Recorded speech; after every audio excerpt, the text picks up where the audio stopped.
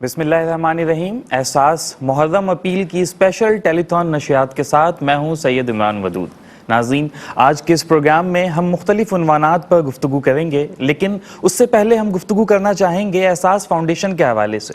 ابھی آپ ڈاکومنٹری بھی دیکھ رہے تھے جس میں احساس فاؤنڈیشن کی کارکردگی کے حوالے سے تفصیلی طور پر آپ کو آگاہ کیا گیا۔ احساس فاؤنڈیشن کی کریڈیبلٹی کے حوالے سے آپ کو آگاہ کیا گیا کہ کس طرح سے احساس فاؤنڈیشن کی جو مختلف ٹیلی تھون جاری رہتی ہیں سال ہر سال، جس میں رمضان ٹیلی تھون تھی، جس میں احساس قربانی ٹیلی تھون تھی، اور اب احساس محرم الحرام کی اسپیشل ٹیلی تھون نشریات جاری ہیں۔ ان تمام ٹیلی تھون کے ذریعے، ان تمام ٹیلی تھون کی وساطت سے اور ویسے بھی آپ جو عطیات دیتے ہیں اسے کس قدر کریڈیبلٹی کے ساتھ، کس قدر انصاف کے ساتھ اور ضرورتوں کو محسوس کرتے ہوئے کہ کن کن شعبہ جات میں اس وقت زیادہ ضرورت ہے، ان شعبہ جات کا احساس کرتے ہوئے احساس فاؤنڈیشن آپ کی عطیات، آپ کی رقوم کو ان مستحق افراد تک پہنچاتا ہے۔ محرم الحرام کی آج یہ پہلی ٹیلی تھون نشریات ہے۔ احساس فاؤنڈیشن کے مختلف شعبہ جات ہیں، لیکن آج جس شعبے کے حوالے سے میں سب سے پہلے بات کرنا چاہوں گا وہ ہے سادات کرام کے حوالے سے۔ ہم مختلف شعبہ جات کے حوالے سے گفتگو کرتے رہتے ہیں، لیکن محرم الحرام کا مہینہ خصوصی طور پہ ہمیں سادات کرام کی خدمت، ویسے تو ہماری زندگی کا ہر ایک لمحہ، ہماری ہر ایک سانس خانوادہ رسول کا محتاج ہے، خانوادہ رسول کا قرض دار ہے، ہم پر قرض ہے۔ ہماری ہر ایک سانس نبی کریم صلی اللہ علیہ وآلہ وسلم اور ان کی آل کے صدقے ہمیں یہ سب کچھ دنیا میں ملا ہے، لیکن محرم الحرام کا مہینہ خصوصی طور پر ہمیں ہمارے دل میں سادات کرام کی محبت کو مزید فزوں تر کر دیتا ہے کہ کس طرح عالم اسلام، اور بلکہ میں تو یہ کہوں گا کہ تاریخ انسانی کی عظیم ترین قربانی اور عظیم ترین مثال، تاریخ میں ایسی مثال، تاریخ انسانی اور تاریخ اسلام میں ایسی مثال نہیں ملتی۔ کس طرح پورے خانوادے نے صرف حق کے نام پر، صرف اپنے نانا کے دین کو بچانے کے لیے اور ہم جیسے گناہ گاروں تک یہ عظیم تحفہ، یہ اسلام، یہ دین ابراہیمی ہم تک پہنچانے کے لیے پورے کی پورے خاندان نے کس قدر عظیم قربانی دی، تب جا کر یہ دین ہم تک پہنچا ہے۔ اسی سادات کرام، اسی خانوادہ رسول کی خدمت کا بیڑا بھی احساس فاؤنڈیشن نے اٹھایا ہے، اور احساس فاؤنڈیشن اسے اپنے لیے اعزاز سمجھتا ہے، کوئی احسان نہیں کرتا خدا نہ خواستہ۔ سادات کرام کی خدمت ہمارے لیے، ہمارے احباب کے لیے، احساس فاؤنڈیشن اور اس کی پوری ٹیم کے لیے ایک اعزاز ہے۔ یہ ہمارے ماتھے کا جھومر ہے، ہمارے سر کا تاج ہے کہ اللہ تعالیٰ نے ہمارے دل میں یہ شوق پیدا کیا، اللہ تعالیٰ نے ہمیں یہ ترغیب دی، ہمیں توفیق دی کہ ہم سادات کرام کی خدمت کر سکیں، کیونکہ ہم جانتے ہیں کہ اگر کل بروز قیامت نبی کریم نے ہم سے سوال پوچھ لیا، کل بروز قیامت فاطمۃ الزہرا نے پوچھ لیا کہ تم نے ہمارے خانوادے کے لیے کیا کیا، ہماری آل میں بہت سے لوگ مستحق تھے، بہت سے لوگ راشن کی تنگی کا شکار تھے، تم نے ان کے لیے کیا کیا، بتائے ناظرین ہمارے پاس تب ہمارے پاس کیا جواب ہوگا۔ احساس فاؤنڈیشن کے دیگر تمام شعبہ جات اپنی جگہ، لیکن احساس فاؤنڈیشن کا جو یہ شعبہ ہے سادات کرام کی خدمت، یہ ہمارے دل کے بہت قریب تر ہے۔ احساس فاؤنڈیشن کے ساتھ آپ تعاون کریں۔ محرم الحرام کی اسپیشل ٹیلی تھون نشریات کے ذریعے ہمارے اکاؤنٹ نمبرز اسکرین پر موجود ہیں، ہاٹ لائن نمبرز اسکرین پر موجود ہیں۔ آپ دنیا بھر میں جہاں سے بھی ہمیں دیکھ رہے ہیں، ان اکاؤنٹ نمبرز کے ذریعے آپ اپنی رقوم ہم تک بھیج سکتے ہیں۔ آپ چاہے آن لائن ٹرانسفر کرنا چاہیں، بینک ڈپازٹ کے تھرو، چیک کے ٹرانسفر کے تھرو، یا رقم منتقلی کے جو بھی ذرائع ہیں، جس بھی ذریعے سے آپ یہ رقم ہم تک منتقل کرنا چاہیں، آپ یہ کر سکتے ہیں۔ اس وقت مختلف ریٹ لسٹ ہماری اسکرین پر موجود ہیں، آپ اسے دیکھ بھی سکتے ہیں، اور آپ کی آسانی کے لیے میں اسے ایک بار پڑھ بھی دیتا ہوں۔ اگر آپ احساس فاؤنڈیشن میں سادات پروجیکٹ میں حصہ شامل کرنا چاہتے ہیں تو اس کے لیے $121 یا پھر 75 UK پاؤنڈز ہیں۔ جس طرح سے ہم نے بات کی کہ احساس فاؤنڈیشن نہ صرف سادات کرام کی خدمت بلکہ دوسرے شعبہ جات میں بھی سرگرم عمل ہے۔ اگر آپ احساس فاؤنڈیشن کی وساطت سے پانی کا اسمال ہینڈ پمپ لگانا چاہیں تو اس کے لیے $300 یا پھر 235 UK پاؤنڈز ہیں۔ اگر آپ راشن کی تقسیم احساس کی وساطت سے کریں گے تو اس کے لیے آپ کو $75 یا پھر 65 UK پاؤنڈز کے ساتھ تعاون کرنا ہوگا۔ مساجد کی تعمیر بھی احساس فاؤنڈیشن کے شعبہ جات میں سے ایک بہت اہم شعبہ ہے۔ آپ جانتے ہیں کہ مساجد مسلمانوں کی عظمت کی نشانی ہے۔ مسلمان مسجد کی جو میناریں ہیں، مسجد کی میناروں سے جو گونجتی اذانیں ہیں، وہ ہمیں یہ احساس دلاتی ہے کہ ہم دین اسلام پر قائم ہیں، اور ہم ایک ایسے ملک میں رہتے ہیں جہاں دین اسلام کے جھنڈے تلے ہم تمام لوگ متحد ہیں، اور دین اسلام کے جھنڈے تلے ہم اپنی زندگی گزار رہے ہیں۔ تو مساجد مسلمانوں کی ایک بہت ہی خوبصورت نشانی ہے مسلمانوں کی عظمت رفتہ کی نشانی ہے، اور اسلام کے آغاز سے مساجد کی تعمیر میں مسلمان اپنی ہر طرح سے کوشش کرتے ہیں کہ مساجد کو بہترین سے بہترین انداز میں تعمیر کیا جائے۔ مساجد کی تعمیر میں اگر آپ زکوٰۃ کے علاوہ اس میں آپ کو تعاون کرنا ہوگا تو $9,500 یا پھر 7,500 UK پاؤنڈس ہے۔ اگر آپ واٹر پمپ لگانا چاہتے ہیں، ہینڈ پمپ لگانا چاہتے ہیں بڑے پیمانے پر، تو اس کے لیے $750 یا پھر 550 UK پاؤنڈس ہیں۔ اگر آپ پانی کا کنواں کھدوانا چاہیں دور دراز کے ایسے علاقے جہاں ہمارے بہت سے ہم وطن، ہمارے بہت سے ہم مذہب پانی جو کہ زندگی کی بنیادی نعمت ہے اور پانی کو زندگی کہا جاتا ہے، پانی زندگی کا استعارہ ہے، زندگی کو تشبیہ پانی سے دیا جاتا ہے، کیونکہ انسانی جسم جو ہے وہ بنا ہی پانی پر ہے، اور 70 سے 90% انسانی جسم کی تشکیل پانی پر ہے۔ انتہائی اہم ضرورت ہے پانی کی۔ اس نعمت کی قدر وہ لوگ جانتے ہیں جو پینے کے صاف اور میٹھے پانی سے اس طرح سے ان کو یہ سہولت دستیاب نہیں ہے جس طرح سے ہم اور آپ اس سہولت کو، اللہ تعالیٰ کی اس نعمت کو استعمال کرتے ہیں۔ اگر آپ پانی کا کنواں کھدوانا چاہتے ہیں تو اس کے لیے $945 یا پھر 695 UK پاؤنڈس ہیں۔ یہ پانی کا چھوٹا کنواں آپ اس رقم سے کھدوا سکتے ہیں، اور اگر آپ بڑا کنواں کھدوانا چاہتے ہیں تو اس کے لیے $3,045 ہیں یا پھر 2,135 UK پاؤنڈ سے۔ ناظرین، احساس فاؤنڈیشن کے حوالے سے دیگر تفصیلات بھی پروگرام میں شامل کرتے رہیں گے۔ پروگرام میں ہمارے ساتھ مہمان بھی موجود ہیں، ان کا تعارف آپ سے کرواتا چلوں، اور ساتھ ہی ساتھ یہ بتاتا چلوں کہ آج کا دن یکم محرم الحرام ہے، اور محرم الحرام جہاں اسلامی سال کا آغاز ہے، محرم الحرام کی پہلی تاریخ ہے، اسلامی سال کا آغاز ہے، وہیں آج یوم شہادت ہے عمر فاروق رضی اللہ تعالیٰ عنہ کی۔ حضور اکرم صلی اللہ علیہ وسلم کے بہت ہی جلیل القدر صحابی ہیں۔ آج کے پروگرام میں ہم کوشش کریں گے کہ عمر فاروق کے حوالے سے بھی گفتگو کریں۔ ہمارے ساتھ علماء کرام بھی موجود ہیں، ہمارے ساتھ ثنا خوان رسول بھی موجود ہیں۔ میں اپنے مہمانوں کا تعارف آپ سے کرواتا چلوں۔ سب سے پہلے ہمارے ساتھ موجود ہے ہمارے بہت ہی دل عزیز اور احساس ٹیلی تھون کی نشریات میں وقتاً فوقتاً شامل رہتے ہیں، بہت اچھی گفتگو فرماتے ہیں، اللہ نے آپ کو بہت علم سے نوازا ہے، ہمارے ساتھ تشریف فرمائے علامہ اطہر میاں قادری صاحب۔ ہم آپ کو پروگرام میں خوش آمدید کہتے ہیں۔ بہت شکریہ علامہ صاحب۔ الحمدللہ، اور آپ بتائیں خیریت سے؟ آج پہلی نشریات ہے اور ہماری خوش قسمتی ہے کہ آج آپ بھی ہمارے ساتھ تشریف فرمائے۔ یہ بھی بڑی خوش نصیبی کی بات ہے کہ آپ کے ساتھ بھی یہ پروگرام جزاک اللہ۔ ناظرین، علامہ اطہر میاں قادری صاحب کے ساتھ ہی تشریف فرما ہے علامہ فیصل عزیزی بندگی صاحب، ہم جہت شخصیت کے حامل ہیں، بہت اچھی گفتگو کرتے ہیں، بہت اچھی دسترس رکھتے ہیں ادیان کی مختلف حصوں میں، اور ہم امید کرتے ہیں کہ آج کے پروگرام میں سیر حاصل گفتگو آپ کے ساتھ بھی ہوگی۔ ہم آپ کو بھی اپنے پروگرام میں خوش آمدید کہتے ہیں۔ کیسے مزاج ہیں؟ ٹھیک ہے آپ؟ خیریت سے ہیں؟ ناظرین، پروگرام میں ہمارے ساتھ ایک بہت ہی خوبصورت اور پیارے ثنا خوان رسول بھی موجود ہیں، ہمارے ساتھ تشریف فرما ہے محمد وقاص قادری صاحب، آپ کو بھی اپنے پروگرام میں خوش آمدید کہتے ہیں۔ پروگرام کا باقاعدہ آغاز کرتے ہیں حضرت عمر فاروق کے حوالے سے، علماء کرام سے سوالات کا سلسلہ بھی کریں گے۔ ناظرین، حضرت عمر فاروق نبی کریم صلی اللہ علیہ وسلم کے وہ صحابی ہیں جنہیں مراد رسول بھی کہا جاتا ہے۔ نبی کریم صلی اللہ علیہ وسلم نے حضرت عمر فاروق کی خواہش کی تھی۔ یہ وہ صحابی ہیں جنہیں اعزاز حاصل ہے کہ نبی کریم نے رب تعالیٰ سے دعا فرمائی تھی کہ اے اللہ، اسلام کو عمر کے ذریعے تقویت عطا فرما۔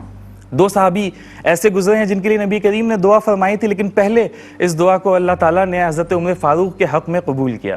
حضرت عمر فاروق کو نبی کریم نے اپنی زندگی میں بہت سی ڈگریاں، بہت سے اسناد سے نوازا ہے۔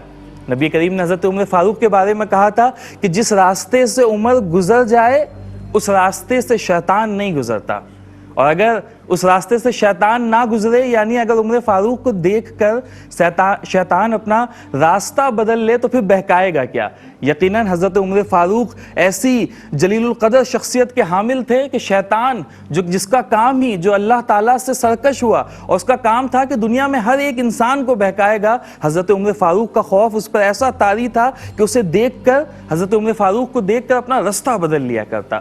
وہ عمر فاروق جنہوں نے اسلامی سلطنت کا دائرہ 22 لاکھ مربع میل تک پھیلا دیا، وہ عمر فاروق جس کی تلوار کی چھاؤں میں مسلمانوں نے پہلی نماز علی الاعلان کعبۃ اللہ میں ادا کی، اور جب نماز ادا کرنے کے بعد تکبیر کی صدائیں بلند کی تو مکے کے در و دیوار، مکے کے پہاڑ تکبیر کی صداؤں سے گونج اٹھے۔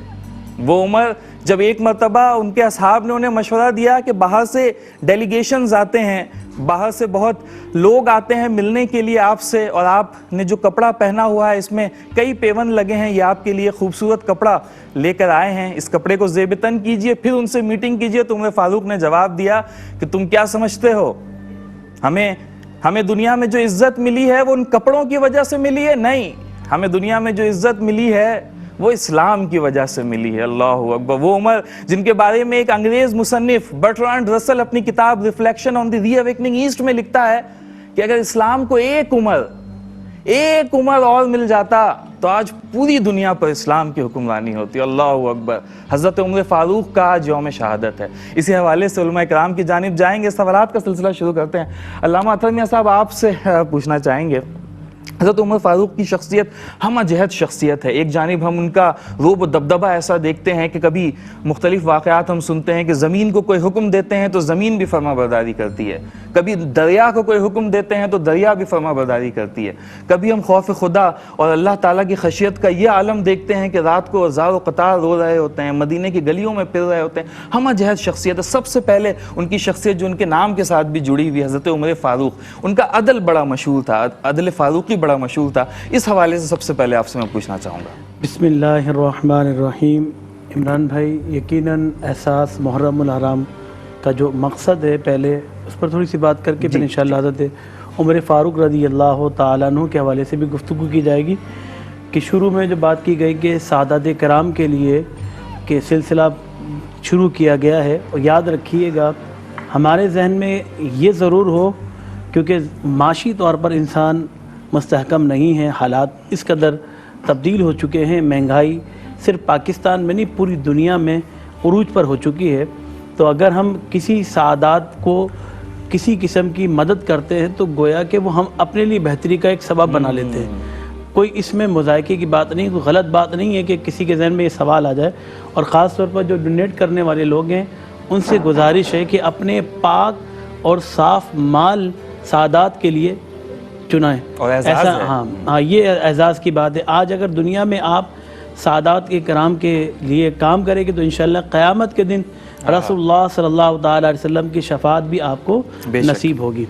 اب آئیے، جو آپ نے خلیفہ دوم مراد رسول صلی اللہ تعالیٰ علیہ وسلم حضرت عمر فاروق رضی اللہ تعالیٰ عنہ کے حوالے سے گفتگو کی، یقیناً حضرت عمر فاروق رضی اللہ کے ذات مبارکہ کا اگر ہم مطالعہ کریں اور سیرت کے بارے میں پڑھیں تو ہمیں ان کے مختلف پہلو نظر آتے ہیں۔ جب ہم دین کے محافظ کے طور پر دیکھتے ہیں تو آپ کا لقب ہے فاروق اعظم، یعنی حق اور باطل میں فرق کرنے والے۔ اور پھر آپ نے حق اور باطل میں فرق کس طرح کیا کہ جب آپ نے ایمان لے کر آئے حضور کی بارگاہ میں، آپ نے عرض کی یا رسول اللہ صلی اللہ تعالی وسلم کیا ہم حق پر نہیں ہیں؟ تو اللہ کے رسول نے ارشاد فرمایا ہاں عمر ہم تو حق پر ہیں۔ کہا یا رسول اللہ پھر چھپ کر کیوں کیا جا رہا ہے سارا کام؟ اب علل اعلان یہ کام ہوا کرے گا۔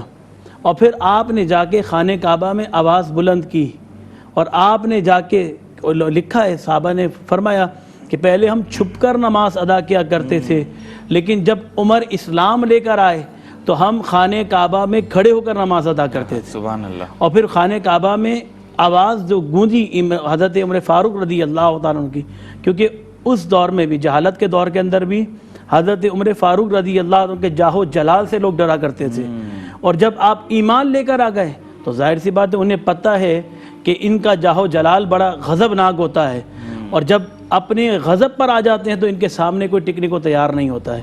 تو عمر فاروق نے آواز لگائی، کون ہے کہ جو اپنے بچوں کو یتیم کرانا چاہتا ہے؟ کون ہے جو اپنی بیویوں کو بیوہ کرانا چاہتا ہے؟ کون ہے کہ جو مقابلے میں آنا چاہتا ہے؟ آپ اندازہ کریں گے عمر کی للکار ہے، اور اس للکار کو سننے کے بعد بڑے بڑے جو سردار وہاں موجود ہیں وہ عمر کے مقابلے میں نہیں آ رہے، کسی کی ہمت نہ ہوئی، ہمت نہیں ہو پا رہی۔ اور پھر اس کے بعد جب حضرت عمر فاروق رضی اللہ تعالیٰ عنہ ایمان لے کر آتے ہیں تو عاجزی اور انکساری کا عالم کیا ہے کہ آپ نبی کریم صلی اللہ تعالیٰ علیہ وسلم کی سنتوں کو اپناتے، اور یہاں تک کہ اگر کوئی نبی کی سنت کو نہ اختیار کرتا تو آپ اسے ٹوک دیتے ہیں۔ ایک روایت موجود ہے کہ حضرت عمر فاروق رضی اللہ عنہ جمعے کا خطبہ دے رہے تھے اپنے دور میں، تو آپ نے دیکھا کہ خطبہ کے دوران ایک شخص مسجد میں داخل ہوا. آپ نے گفتگو کرتے کرتے اس شخص سے پوچھا کہ تم ابھی آ رہے ہو, اتنی دیر میں آ رہے ہو, وجہ کیا ہے؟ اس نے کہا حضور مجھے پتہ چلا اذان ہونے لگی, مجھے اندازہ ہوا کہ نماز کا وقت ہو گیا, میں بازار میں تھا, میں وضو کر کے مسجد میں داخل ہو گیا. تو آپ نے بھرے مجمع میں اور خطبے کے دوران یہ بات ارشاد فرمائی کہ اللہ کے رسول صلی اللہ علیہ وسلم کا طریقہ یہ رہا کہ وہ جب جمعہ کی نماز کے لیے آتے تو غسل کر کر آتے, اور تم نے صرف وضو پہ اکتفا کرا. تو مطلب یہ کہ رسول اللہ کی سنت کو اپناؤ, لوگوں کو بتا دیا کہ بھائی رسول اللہ کی سنت ہی عبادت ہے. اللہ تبارک و تعالیٰ قرآن مجید فرقان حمید میں ارشاد فرماتا ہے اطیعوا اللہ واطیعوا الرسول, کہ اللہ کی اطاعت کی جائے اور رسول کی اطاعت کی جائے. اب رسول کی اطاعت ہے کیا؟ در حقیقت نبی کی سنت کے مطابق اپنی زندگی کو عمل کرنا. جیسے اللہ کے رسول صلی اللہ تعالیٰ علیہ وسلم گفتگو فرمایا کرتے تھے, جیسے کہ اللہ کے رسول صلی اللہ تعالیٰ علیہ وسلم لباس پہنا کرتے تھے, جیسے اللہ کے رسول صلی اللہ تعالیٰ علیہ وسلم کھانا کھایا کرتے تھے, جیسے اللہ کے رسول صلی اللہ تعالیٰ علیہ وسلم چلا کرتے تھے, بیٹھا کرتے تھے, واعظ و نصیحت فرمایا کرتے تھے, ویسا عمل کرنا ہی عبادت کہلاتا ہے. سبحان اللہ. اسی کو عبادت کہا جاتا ہے, کیونکہ رسول کی سنت کے مطابق زندگی بسر کرنا گویا کہ وہ اللہ تبارک و تعالیٰ کی بندگی کرنا, عبادت کرنا ہے. اور حضرت عمر فاروق رضی اللہ عنہ کی ذات مبارکہ ہمارے لیے ایک بہترین نمونہ ہے, خاص طور پر ان کے لیے کہ جو اس معاشرے کے اندر ایک تبدیلی چاہتے ہیں, جو یہ چاہتے ہیں کہ ہم اس معاشرے کو تبدیل کر دیں. تو ہمارے پاس حضرت عمر فاروق رضی اللہ عنہ کی زندگی موجود ہے کہ انہوں نے اپنے اندر ایک انقلاب برپا کیا, اور اس انقلاب کا یہ نتیجہ نکلا کہ وہ عمر جو مکے کی گلیوں میں اسلام کے خلاف گھوما کرتے تھے, وہ پھر 22 لاکھ مربع میں اسلام کی حفاظت کے لیے گھومنا پڑا. سبحان تو اللہ. یہ جو چیز ہے, یہ تبدیلی انسان کے اندر آ جائے گی تو پھر سیدنا عمر فاروق رضی اللہ عنہ کے کردار کو ہم سمجھ سکیں گے. ہاں بالکل ایسا ہی ہے, اور حضرت عمر فاروق کے کردار کی بہت ہمہ جہت شخصیت کے حامل تھے. ان کے کردار کے متعدد پہلو ہیں, ہم کوشش کریں گے کہ جس قدر ممکن ہو سکے پہلوؤں کا احاطہ کریں. پروگرام میں مختلف کلام بھی شامل کریں گے. کلام شامل کرنے کے لیے سب سے پہلے ہم گزارش کریں گے کہ حمدیہ کلام سے آغاز کریں, اور اس کے لیے وقاص قادری صاحب سے درخواست کریں گے کہ حمدیہ کلام پیش کریں. حسبی ربی جل اللہ ما فی قلبی غیر اللہ نور محمد صلی اللہ لا الہ الا اللہ. حسبی ربی جل اللہ ما فی قلبی غیر اللہ نور محمد صلی اللہ لا الہ الا اللہ. تیرے صدقے میں آقا سارے جہاں کو دین ملا, بے دینوں نے کلمہ پڑھا لا الہ الا اللہ. اور کھل جائے در جنت کے, دوزخ کی سب آگ بجھے. کھل جائے در جنت کے, دوزخ کی سب آگ بجھے. دل سے کوئی ایک بار پڑھے لا الہ الا اللہ. حسبی ربی جل اللہ ما فی قلبی غیر اللہ نور محمد صلی اللہ لا الہ الا اللہ.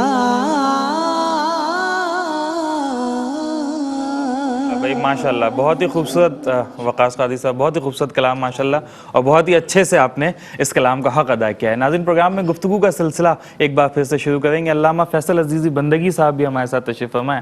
علامہ صاحب، آپ سے بھی حضرت عمر فاروق کی زندگی کے کچھ پہلوؤں کے حوالے سے ہم گفتگو کرنا چاہیں گے۔ ان کی پہلو کا ایک حصہ، وہ بہت اچھے مینیجریل اسکلز کے حامل بھی تھے۔ ہم دیکھتے ہیں کہ اسلام کے آغاز میں بہت سے شعبہ جات کا افتتاح بھی حضرت عمر فاروق رضی اللہ تعالیٰ عنہ نے کیا، جس میں موجودہ زمانے کی جو پولیس جسے کہہ لیجئے، یا بیت المال فائننس ڈپارٹمنٹ کہہ لیجئے، اور اس طرح کے دیگر اور بہت سے شعبہ جات بھی حضرت عمر فاروق کے زمانے میں شروع ہوئے۔ تو اس حوالے سے ذرا روشنی ڈالیے گا کہ کس طرح کی انتظامی صلاحیت کے حامل تھے حضرت عمر فاروق رضی اللہ تعالیٰ عنہ۔ امیر المومنین، خلیفۃ المسلمین، امام العادلین، سیدنا و مرشدنا حضرت عمر فاروق رضی اللہ تعالی عنہ، آپ کی جس جہت کی آپ نے نشاندہی کی ہے انتظامی امور کے حوالے سے اور امور مملکت اور امور ریاست کے حوالے سے، ایسا تاریخ میں رہا ہے کہ بہت سارے حکمرانوں نے اپنے دور میں ریاست کے لیے کچھ قوانین وضع کیے،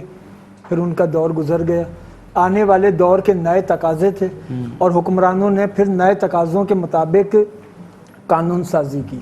لیکن حضرت عمر فاروق رضی اللہ تعالیٰ عنہ کی سیرت مبارکہ کو آپ دیکھیں، آپ نے اپنے عہد خلافت میں جن کاموں کی داغ بیل ڈالی، آج تک دنیا اسی کے حصار میں ہے، اس سے نکل نہیں سکی اور نہ نکل سکتی ہے۔ اگر حضرت عمر فاروق کے حصار سے یہ دنیا نکلنا چاہے، یہ دنیا سے میری مراد صرف عالم اسلام نہیں، پوری دنیا، اگر اقوام عالم حضرت عمر فاروق کے اس حصار سے نکلنا چاہتی ہیں تو انہیں پولیس کا محکمہ ختم کرنا ہوگا۔ کوئی دنیا کا ملک ایسا نہیں ہے کہ جو پولیس کے محکمے کے بغیر امور ریاست چلا سکے، اس لیے کہ پولیس کا محکمہ ریاستی قوانین کا اطلاق کرتا ہے معاشرے پر۔ بالکل ٹھیک۔ عدلیہ جو آپ کی پارلیمنٹ ہے وہ قانون سازی کرے گی، اور ریاست پر اس کا اطلاق، اس کی انفورسمنٹ وہ پولیس کے ذریعے ہوگی۔ اس سے کہا ہی جاتا ہے لا انفورسمنٹ ایجنسی، اس کی انفورسمنٹ کے لیے ہے پولیس۔ اسی طریقے سے آج اگر کوئی ملک یہ چاہے کہ وہ اپنی فوج کے بغیر گزارا کر لے، تو کسی ملک کے لیے ممکن نہیں ہے کہ وہ ایک دن بھی اپنی فوج کے بغیر گزارا کر سکے۔ یہ شعبہ بھی سب سے پہلے سیدنا فاروق اعظم نے کام کیا۔ کیا خوبصورت بات حضرت عمر سے پہلے ہوتا یہ تھا، ریاستیں تھیں، ان ریاستوں پر جب بیرونی قوتیں حملہ آور ہوتی تھیں تو وہیں کی رعایا فوج کا کردار ادا کرتی تھی، وہ رعایا دفاع کرتی تھی، اور اس کے بعد پھر وہ رعایا عام زندگی میں دیگر کام اپنے سر انجام دیا کرتی تھی۔ حضرت عمر فاروق نے پہلی مرتبہ فوج کا باقاعدہ محکمہ قائم کیا، آج دنیا اس کے حصار میں ہے۔ حضرت عمر فاروق رضی اللہ، اس کی تنخواہ بھی غالباً مختص کی تھی کہ جب پورا ایک محکمہ ہوتا ہے تو اس کے لیے پھر پورا ایک نظام بھی ہوتا ہے۔ حضرت عمر فاروق رضی اللہ تعالیٰ عنہ نے سب سے پہلے کمیونیکیشن کے نظام کی بنیاد رکھی۔ پہلے ہوتا یہ تھا کہ حکمران ایک مملکت سے دوسری مملکت میں پیغامات بھیجا کرتے تھے، اور وہ قاصد جاتا تھا، وہ پیغام منتقل کرتا تھا۔ عوام کو یہ سہولت حاصل نہیں تھی کہ ایک خطے کی عوام کسی دوسرے خطے میں اپنے کسی عزیز کو کوئی پیغام بھیج سکے۔ یہ سہولت صرف حکمرانوں، بادشاہوں کے لیے تھی۔ حضرت عمر نے اس سہولت کو عوام تک پہنچایا تاریخ میں پہلی مرتبہ ڈاک کا محکمہ قائم کر کے، اور وہ جب ڈاک کے محکمے کی بنیاد رکھی تو یہ پیغام رسانی کا ایک نظام تھا جس کی بنیاد حضرت عمر رکھ رہے تھے۔ اسی نظام میں ارتقا ہوتا چلا گیا اور پھر بعض سیٹلائٹ اور سوشل میڈیا تک پہنچ گئی۔ حضرت عمر فاروق رضی اللہ تعالیٰ عنہ نے اپنے دور خلافت میں کرنسی کا اجرا کیا۔ اس سے پہلے کرنسی نہیں تھی، درہم تھے، دینار تھے، لیکن اس کو کرنسی ہم نہیں کہہ سکتے۔ اس کی وجہ یہ ہے کہ جتنا درہم کی ویلیو تھی اتنی ویلیو کا اس میں گولڈ ہوتا تھا یا چاندی ہوتی تھی، تو جو درہم کی قدر ہے اتنی وہ چاندی ہے، یعنی وہ چاندی کی قدر ہے جو منتقل ہوتی تھی۔ بعد میں پھر کرنسی کا تصور آیا۔ کرنسی میں ہوتا یہ ہے کہ سکہ الگ ہوتا ہے، اس کی ویلیو الگ ہوتی ہے۔ جس طریقے سے آپ کے پاس جو 1000 کا نوٹ ہے تو وہ 1000 روپے کا جو نوٹ کا کاغذ ہے وہ 1000 روپے اس کی مالیت نہیں ہے اس کاغذ کی، बल्कि एक मालियत अलग से है, उस वैल्यू की ये रसीद है, जमानत है जी, उस वैल्यू की ज़मानत है। तो हज़रत उमर ने सबसे पहले सरकारी सिक्का जारी किया, क्या कहने हैं हज़रत उमर के? जिसमें सुभान अल्लाह। एक वैल्यू की बुनियाद रख दी गई और सिक्के का इजरा हो गया। आज ये दुनिया करेंसी से अपने अलग नहीं हो सकती, बिल्कुल ऐसा ही। ये हज़रत उमर फारूक रज़ियल्लाहु ताला अन्हु का निज़ाम है। हज़रत उमर फारूक रज़ियल्लाहु ताला अन्हु ने अपने अहद खिलाफत में इस्लामी कैलेंडर का आगाज़ किया, हाँ, हिजरी कैलेंडर, हिजरी कैलेंडर का आगाज़ किया और उसको हिजरत से शुरू किया। और फिर वो हिजरी कैलेंडर, कमरी कैलेंडर, वो हमारे यहाँ चल रहा है। हमारा सारा निज़ाम उसी हिजरी कैलेंडर के ऊपर मुनहसर है। बिल्कुल। हज़रत उमर फारूक रज़ियल्लाहु ताला अन्हु ने रियासती वो कवानीन वज़ा किए कि जिसकी मिसाल आज तक नहीं मिलती। यानी आज अमेरिका में ख़वातीन को वोट डालने की इजाज़त, आपको हैरत होगी, 1935 में मिली है। जी बिल्कुल ऐसे ही है। 1935 में, वो भी कंडीशनल, कि 40 साल या इससे ऊपर की ख़वातीन वोट डाल सकती हैं। 40 साल से कम उम्र ख़वातीन को 1935 में भी वोट डालने की इजाज़त नहीं थी। हज़रत उमर फारूक रज़ियल्लाहु ताला अन्हु की कैबिनेट में 6 सहाबियात हैं।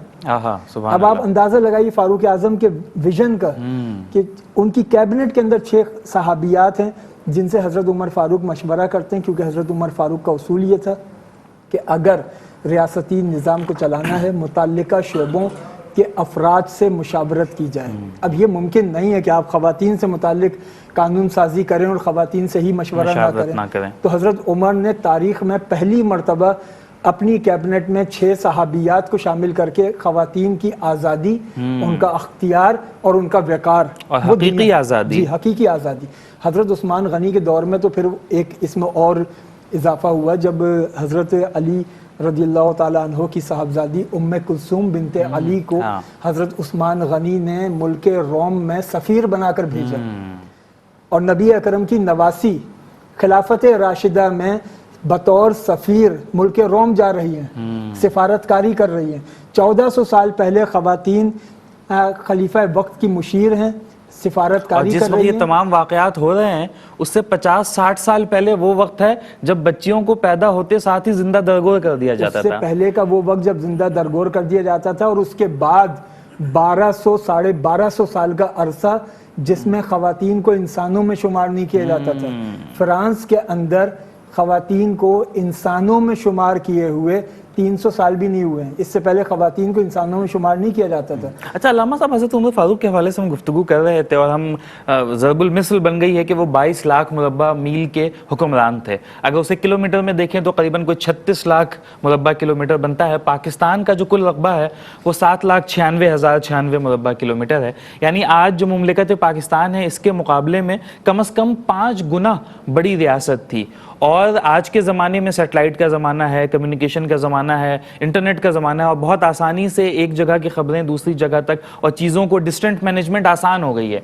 लेकिन उस ज़माने में इतनी बड़ी मुमलिकत का हुक्मरान होना और दूर दराज के इलाकों की तमाम चीज़ों को मैनेज करना, और ज़िम्मेदारी का ये एहसास के कहना कि अगर दरिया फ़ुरात के किनारे कोई बकरी का बच्चा या कुत्ता कोई प्यासा मर जाए तो उसका ज़िम्मेदार भी उम्र है, तो ये किस कदर अजीम बात है। और मुझे लगता है कि जितने महकमे आपने गिनवाए जो हज़रत उमर फारूक रज़ियल्लाहु ताला अन्हु ने कायम किए, इसका मकसद क्या था? इसका मकसद यकीनी तौर पे मुमलिकत की रियाया का एहसास था, बिल्कुल उसकी खबरगिरी करना था कि मुमलिकत में जो लोग रहते हैं वो इस्लामी सल्तनत के अंदर रहने वाले तमाम लोग वो पुरअमन रह सकें। खुद मदीने की गलियों में निकलना और खबरगिरी करना, कोई भूखा है, कोई ज़रूरतमंद है, उसकी ज़रूरतों को पूरा करना।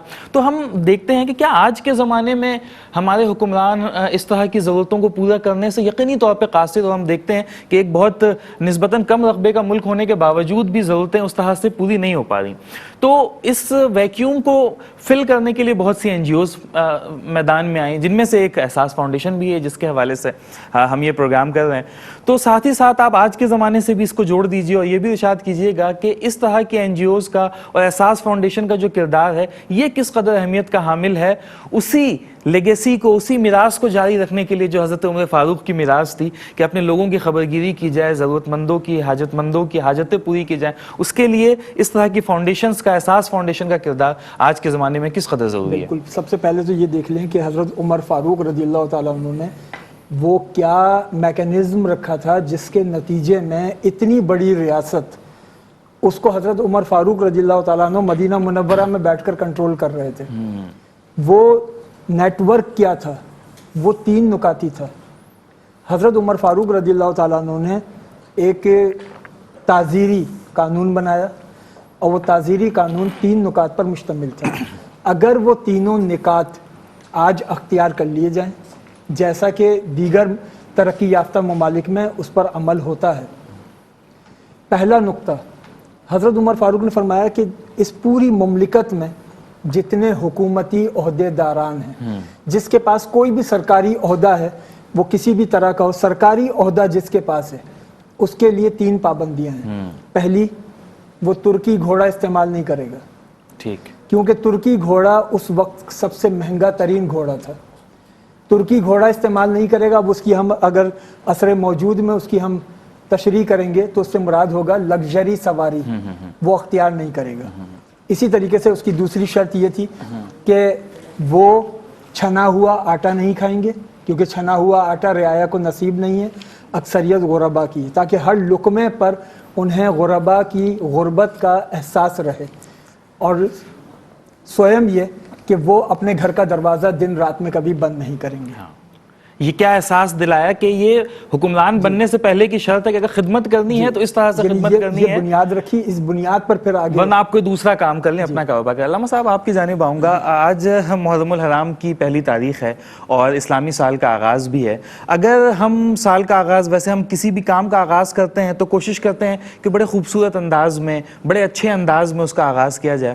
تو اسلامی سال کا آج آغاز ہے، تو کیا اس آغاز کو ہم تعاون کر کے غریبوں کے ساتھ، ضرورت مندوں کے ساتھ، حاجت مندوں کے ساتھ تعاون کر کے اور احساس فاؤنڈیشن کا ساتھ دے کر، احساس فاؤنڈیشن کا ہاتھ بٹا کر اگر ہم اس سال کا آغاز کریں تو یہ کس قدر خوبصورت اور ہمارے لیے اعزاز کی بات ہو سکتی ہے؟ عمران بھائی، یہاں پر ایک بات عرض کرتا رجوع ہوں کہ حضرت عمر فاروق رضی اللہ عنہ کی گفتگو ہو رہی ہے آپ کی ذات مبارکہ کے حوالے سے. ایک جنگ ہوئی اور مال غنیمت آیا، اور جب مال غنیمت ملا تو حضرت عمر فاروق رضی اللہ عنہ نے حسنین کریمین کو 1000 دینار دیے، درہم دیے، اور اپنے بیٹے کو 500 دیے. تو آپ کے بیٹے نے اعتراض کیا کہ آپ نے ان کو تو 1000 دیے اور میں حضور کے دور سے جنگ لڑتا ہوا آ رہا ہوں اور آپ مجھے 500 درہم دے رہے ہیں. تو حضرت عمر فاروق رضی اللہ عنہ نے کیا ارشاد فرمایا، کیا تمہارے والد ان کے والد کی طرح ہیں؟ کیا تمہارا نانا ان کے نانا کی طرح ہیں؟ کیا تمہاری ماں ان کی والدہ کی طرح ہیں؟ کیونکہ ان کے والد صاحب مولا کائنات علی المرتضیٰ، ان کی والدہ خاتون جنت علیہ السلام، اور ان کے نانا نبی کریم صلی اللہ تعالی علیہ وسلم. تو یہاں پر جہاں ہم احساس کے بارے میں بات کر رہے ہیں تو یہاں ہمیں یہ سوچ لینا چاہیے کہ سادات کا حصہ ایک الگ ہونا چاہیے. عمر فاروق نے ہمیں سمجھا دیا، بتا دیا کہ سادات کی شان اور عظمت الگ ہے، یہ عام لوگوں کی طرح نہیں ہے. جیسے ہم رمضان میں ڈونیشن کے حوالے سے بات کی گئی، ظاہر سی بات ہے زکوٰۃ بھی دی گئی، صدقات بھی دیے گئے، خیرات بھی آئی، اسی طرح قربانی کے حوالے سے ہوا. لیکن یہ جو اب کام ہو رہا ہے یہ ایک عظیم کام ہو رہا ہے. جس عظیم لوگوں کے لیے کام ہو رہا ہے، قیامت کے دن ان کی جو نسبتیں ہیں وہ ہمارے کام آئیں گی، کیونکہ ہم نے رسول اللہ سے نسبت کو قائم رکھا. اور جو شخص رسول اللہ سے نسبت کو قائم رکھتا ہے اور اس کے ساتھ اہل بیت اطہار سے محبت رکھتا ہے تو یہ یقیناً اللہ کے رسول سے محبت کرنا ہے. جیسا کہ حدیث مبارکہ میں اللہ کے رسول صلی اللہ علیہ وسلم نے ارشاد فرمایا کہ جس نے میری آل سے محبت کی گویا کہ اس نے مجھ سے محبت کی. اور ایک اور حدیث مبارکہ میں اللہ کے رسول نے ارشاد فرمایا من مات بحب اہل بیت مات شہیدن، کہ جو میری آل کی محبت میں مرا وہ شہید مرا. تو یہ جو کام احساس کر رہا ہے یقیناً ہمارے وہ سادات جو آج کل مشکلات میں گرے ہوئے ہیں تو ان کو ایک سپورٹ دینے کے لیے کام کیا جا رہا ہے. اور یہ عمر فاروق کا بھی کام رہا کہ انہوں نے ان کو سپورٹ کیا، اس دور میں سادات کو سپورٹ کیا. اگر اس دور میں اور ہم جو نئے سال کے اندر داخل ہوئے ہیں، اسلامی اپیل ہم لوگوں تک پہنچا رہے ہیں. ہاں، نئے سال میں داخل ہوئے کا آغاز بھی ہے، محرم الحرام کا مہینہ بھی ہے. ہمیں ہمیشہ اچھا کام جب اچھا مہینہ جب پہلا سال شروع ہے، پہلا مہینہ شروع ہے، تو اس سال کے پہلے مہینے اور پہلے دن میں ہم اگر نیک کام شروع کریں گے انشاءاللہ اس کا آخر بھی اچھا ہوگا انشاءاللہ۔ دیکھیں ہم نے تو اپنی ذمہ داری الحمدللہ نبھائی ہے، ہم آپ تک یہ اپیل لے کر آ گئے ہیں، ہم محرم الحرام کی اپیل آپ تک پہنچا رہے ہیں، ہم نے اپنے طور پہ کوشش کی ہے، اب ذمہ داری آپ کی بنتی ہے، اب آپ نے آگے بڑھنا ہے، آپ نے ہمت بڑھانی ہے اپنے ساتھ والوں کی بھی، اپنے دوست احباب کی بھی، اپنے رشتہ داروں کی بھی، اور انہیں اس بات کی تحریک دینی ہے، انہیں اس بات پر آمادہ کرنا ہے کہ آپ بھی قدم بڑھائیں۔ ہمارے بہت سے ملک میں رہنے والے ہم وطن، بہت سے ہم مذہب ایسے ہیں جو رب تعالیٰ کی نعمتوں کو ان معنوں میں استعمال نہیں کر پا رہے۔ ہم نیو ایئر بھی مناتے ہیں، ہم دیگر تہوار بھی مناتے ہیں، ہم آزادی کا تہوار بھی مناتے ہیں، دیگر تہوار بھی ہم اپنے گھر میں بچوں کے بھی مناتے ہیں، لیکن بہت سے لوگ ایسے ہیں جو زندگی کی بنیادی ضرورتوں سے بھی محروم ہیں۔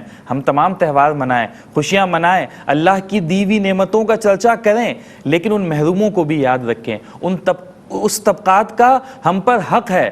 وہ آپ یہ نہ سمجھیں کہ ہمارے پاس اللہ تعالیٰ نے ہمیں نوازا ہوا ہے تو یہ ہمارے حصے کا ہے۔ آپ یقین مانیے بہت سے ایسے لوگ ہیں جو ہم سے کئی گنا زیادہ قابل ہوں گے، بہت سے ایسے لوگ ہیں جو صلاحیتوں میں ہم سے کہیں آگے ہوں گے، لیکن کسی وجہ سے رب تعالیٰ نے انہیں آزمائش میں مبتلا کر رکھا ہے، تو ہم بھی اس آزمائش میں مبتلا ہو سکتے تھے۔ تو ان محروموں کا، معاشرے کے ان پسے ہوئے طبقات کا خیال ہمیں اور آپ نے ہی رکھنا ہے، خود بھی رکھنا ہے، اپنے آس پاس کے لوگوں کو بھی اس بات پر آمادہ کرنا ہے۔ محرم الحرام کا مہینہ ہے، سال کا آغاز ہے، یہ سب سے اچھا وقت ہے اگر ہم سال کا آغاز اس نیک کام سے کریں۔ عبادات تو اپنی جگہ موجود ہیں، رب تعالیٰ کی اطاعت بندگی اپنی جگہ موجود ہے، لیکن مخلوق خدا کی خدمت بھی اپنی جگہ ایک بہت اہمیت اور بہت ایسا کام ہے جو آپ کے دل میں بھی خوشی کا باعث بنتا ہے، اور آپ کو بھی ایک ذاتی طور پر، قلبی طور پر آپ کو سکون ملتا ہے، اطمینان ملتا ہے کسی کی مدد کر کے۔ یقین جانیے کہ حاصل کر کے وہ مزہ اور وہ خوشی نہیں ملتی جو کسی کو دے کر، کسی کی مدد کر کے خوشی اور مزہ ہمیں جو ہے وہ مل سکتا ہے۔ تو محرم الحرام کی یہ اپیل احساس فاؤنڈیشن کی وساطت سے آپ تک پہنچا رہے ہیں۔ احساس چاہتا تو یہ ذمہ داری، یہ بیڑا اکیلے بھی اٹھا سکتا تھا، لیکن احساس چاہتا ہے کہ اس بیڑے میں، اس عمل میں آپ احساس کا ساتھ دیجئے، احساس کے ساتھ تعاون کیجئے، تاکہ یہ جو کام احساس کر رہا ہے اسے زیادہ آرگنائزڈ انداز میں کیا جا سکے۔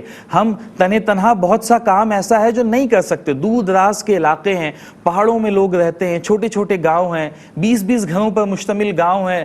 ہمارے ملک کا بہت سا حصہ ایسا ہے جو ریگستان ہے، بیابان ہے، لوگوں کو ایسے علاقے بھی دیکھے گئے ہیں جہاں پر ایک ہی جوہر ہے، جہاں سے جانور بھی پانی پیتا ہے، جہاں سے انسان بھی پانی پیتے ہیں، اور اگر ان کی زندگی، ان کے حالت زار کو آپ دیکھیں تو شاید آپ کی آنکھوں میں نمی اتر آئے کہ وہ کس طرح سے زندگی گزار رہے ہیں۔ کہیں پہ اس طرح بھی دیکھا گیا جب احساس فاؤنڈیشن کے نمائندے دور دراز کے علاقوں میں گئے، بچوں کے ساتھ اپنے بچوں کو روٹی کھلا رہے ہیں اور یہی ان کی غذا ہے۔ کہیں پر ایسا بھی دیکھا گیا کہ جو پینے کا پانی ہے وہ ہماری خواتین، ہماری بہنیں کلومیٹرز دور کا سفر طے کرتی ہیں اور پانی کا تھوڑا سا حصہ جو ہے، تھوڑا سا وہ گڑھے میں بھر کر دور دراز سے وہ پانی لے کر آتی ہیں۔ تو احساس فاؤنڈیشن ہینڈ پمپ کے حوالے سے کام کر رہا ہے، احساس فاؤنڈیشن مستحق گھرانوں تک راشن کی تقسیم کا کام کر رہا ہے، احساس فاؤنڈیشن خواتین کی امپاورمنٹ کا کام کر رہا ہے۔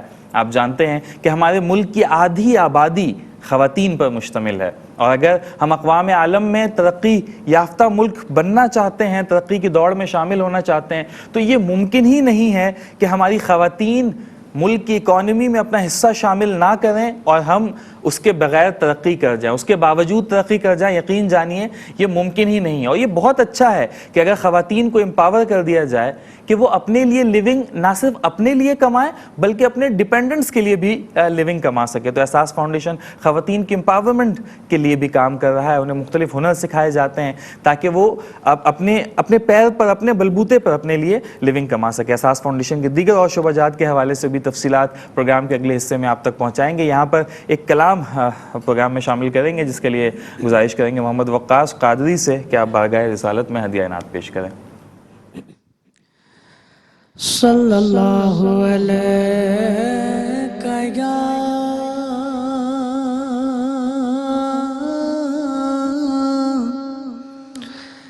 یا رسول اللہ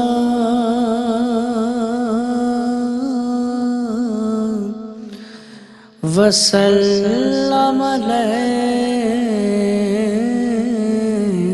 یا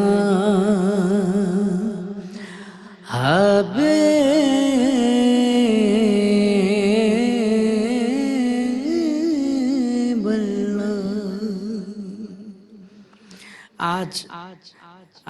استاد محترم اعلیٰ ذوالفقار علی حسینی کی برسی بھی ہے، تو انہی کا پڑھا ہوا خوبصورت کلام پیش کرتا ہوں۔ اللہ پاک سے دعا ہے کہ اللہ پاک آپ کی قبر پہ کروڑہ رحمتوں کا نزول فرمائے، آپ کی قبر کو جنت کے باغوں میں سے باغ بنائے۔ انہی کا پڑھا ہوا کلام پیش کرتا ہوں۔ سکون پایا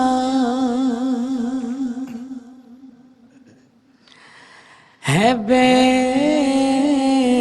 کسی نے، سکون پایا ہے بے کسی نے، حدود غم سے نکل گیا ہوں، خیال حضرت جب آ گیا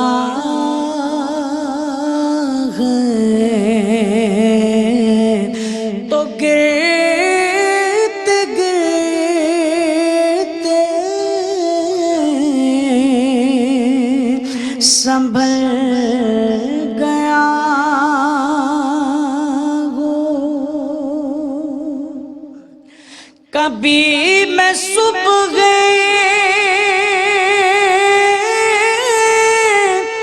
ازل گیا ہوں، کبھی میں شام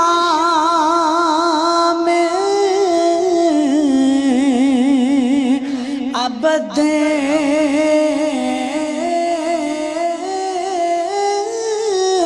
گیا ہوں، کبھی میں صبح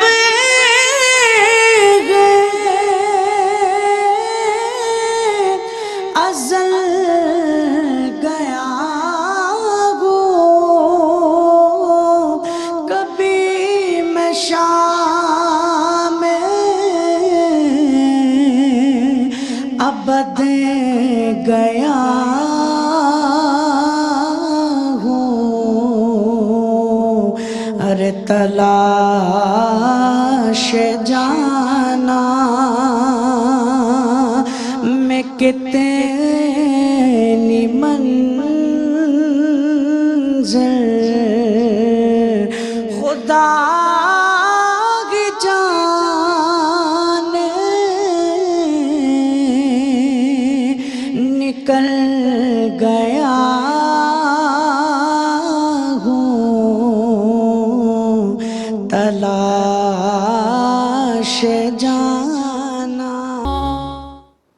جی ناظرین، احساس محرم اپیل کی اسپیشل ٹیلی تھون نشریات میں ایک بار پھر سے خوش آمدید۔ میں آپ کا میزبان سید عمران ودود۔ ناظرین، پروگرام میں ہم گفتگو کر رہے ہیں احساس فاؤنڈیشن کے حوالے سے۔ سال کا آغاز ہے، محرم الحرام کی پہلی تاریخ ہے، اور سال کے آغاز میں ہم آپ سے احساس کی اپیل آپ تک پہنچا رہے ہیں۔ احساس کی محرم الحرام کی اسپیشل ٹیلی تھون نشریات کے ذریعے ہم آپ تک یہ بات پہنچانا چاہتے ہیں کہ ہمارے بہت سے ہم وطن جو مشکلات میں ہیں، ملک میں اس وقت ہمارے مملکت پاکستان پر بہت سی مشکلات بھی ہیں۔ سیلاب ہمارے ملک کے ایک صوبے بلوچستان میں اس وقت سیلاب کی صورتحال ہے، اور وہاں پہ لوگ بہت دگرگوں حالات میں ہیں، اور اس طرح کی دوسری بہت سی پریشانیوں میں مبتلا ہیں۔ اسکرین پر ہمارے اکاؤنٹ نمبرز موجود ہیں، اسکرین پر ہمارے ہاٹ لائن نمبرز موجود ہیں۔ آپ چاہیں تو ہمیں کال بھی کر سکتے ہیں، آپ چاہیں تو ہمارے نمائندوں سے بھی بات کر سکتے ہیں۔ 24/7 ہمارے نمائندے کالز پر موجود ہیں۔ اس کے ساتھ ساتھ ہمارے آفیسز بھی آپ چاہیں تو وزٹ کر سکتے ہیں، اور اگر آپ آن لائن رقم ٹرانسفر کرنا چاہیں تو اسکرین پر ہاٹ لائن نمبرز موجود ہیں، اکاؤنٹ نمبرز موجود ہیں۔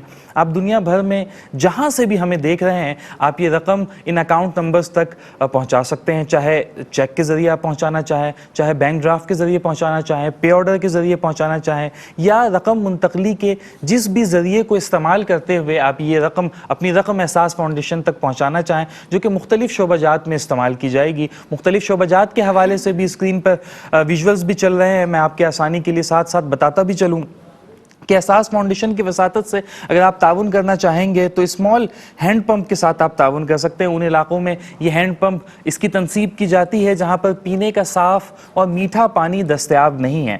ان علاقوں میں اسمال ہینڈ پمپ آپ لگانا چاہیں تو اس کے لیے $300 یا پھر 235 UK پاؤنڈس ہیں. احساس فاؤنڈیشن یہ ہینڈ پمپ جدید ٹیکنالوجی کو استعمال کرتے ہوئے ان ہینڈ پمپ کی تنصیب کر رہا ہے, اور اس کی جو توانائی کی ضروریات ہیں احساس فاؤنڈیشن کوشش کر رہا ہے کہ وہاں کسی کو اس کی نگہداشت نہ کرنی پڑے, اس کی مینٹیننس کا بہت زیادہ مرحلہ نہ ہو, اس لیے سولر ہینڈ پمپس لگائے جا رہے ہیں کہ وہاں کے لوگوں کو آسانی کے ساتھ پینے کا میٹھا اور صاف پانی مل سکے. اس کے لیے احساس فاؤنڈیشن کو آپ کا تعاون درکار ہے. ساتھ ہی ساتھ سادات کے حوالے سے پروجیکٹ احساس فاؤنڈیشن کرتا ہے, اور سادات کرام کی خدمت اسے اپنے لیے اعزاز بھی سمجھتا ہے, باعث شرف بھی سمجھتا ہے کہ مختلف سادات خاندان ہیں, یہ سفید پوش لوگ ہیں جو کسی کے سامنے ہاتھ نہیں پھیلا سکتے, کسی کے آگے دستے سوال دراز نہیں کر سکتے, بہت خاموشی کے ساتھ عزت نفس کو برقرار رکھتے ہوئے ان کے گھر کی دہلیز تک اور جا کر ان سے درخواست کر کہ ہم آپ کے لیے تحفہ لے کر آئے ہیں,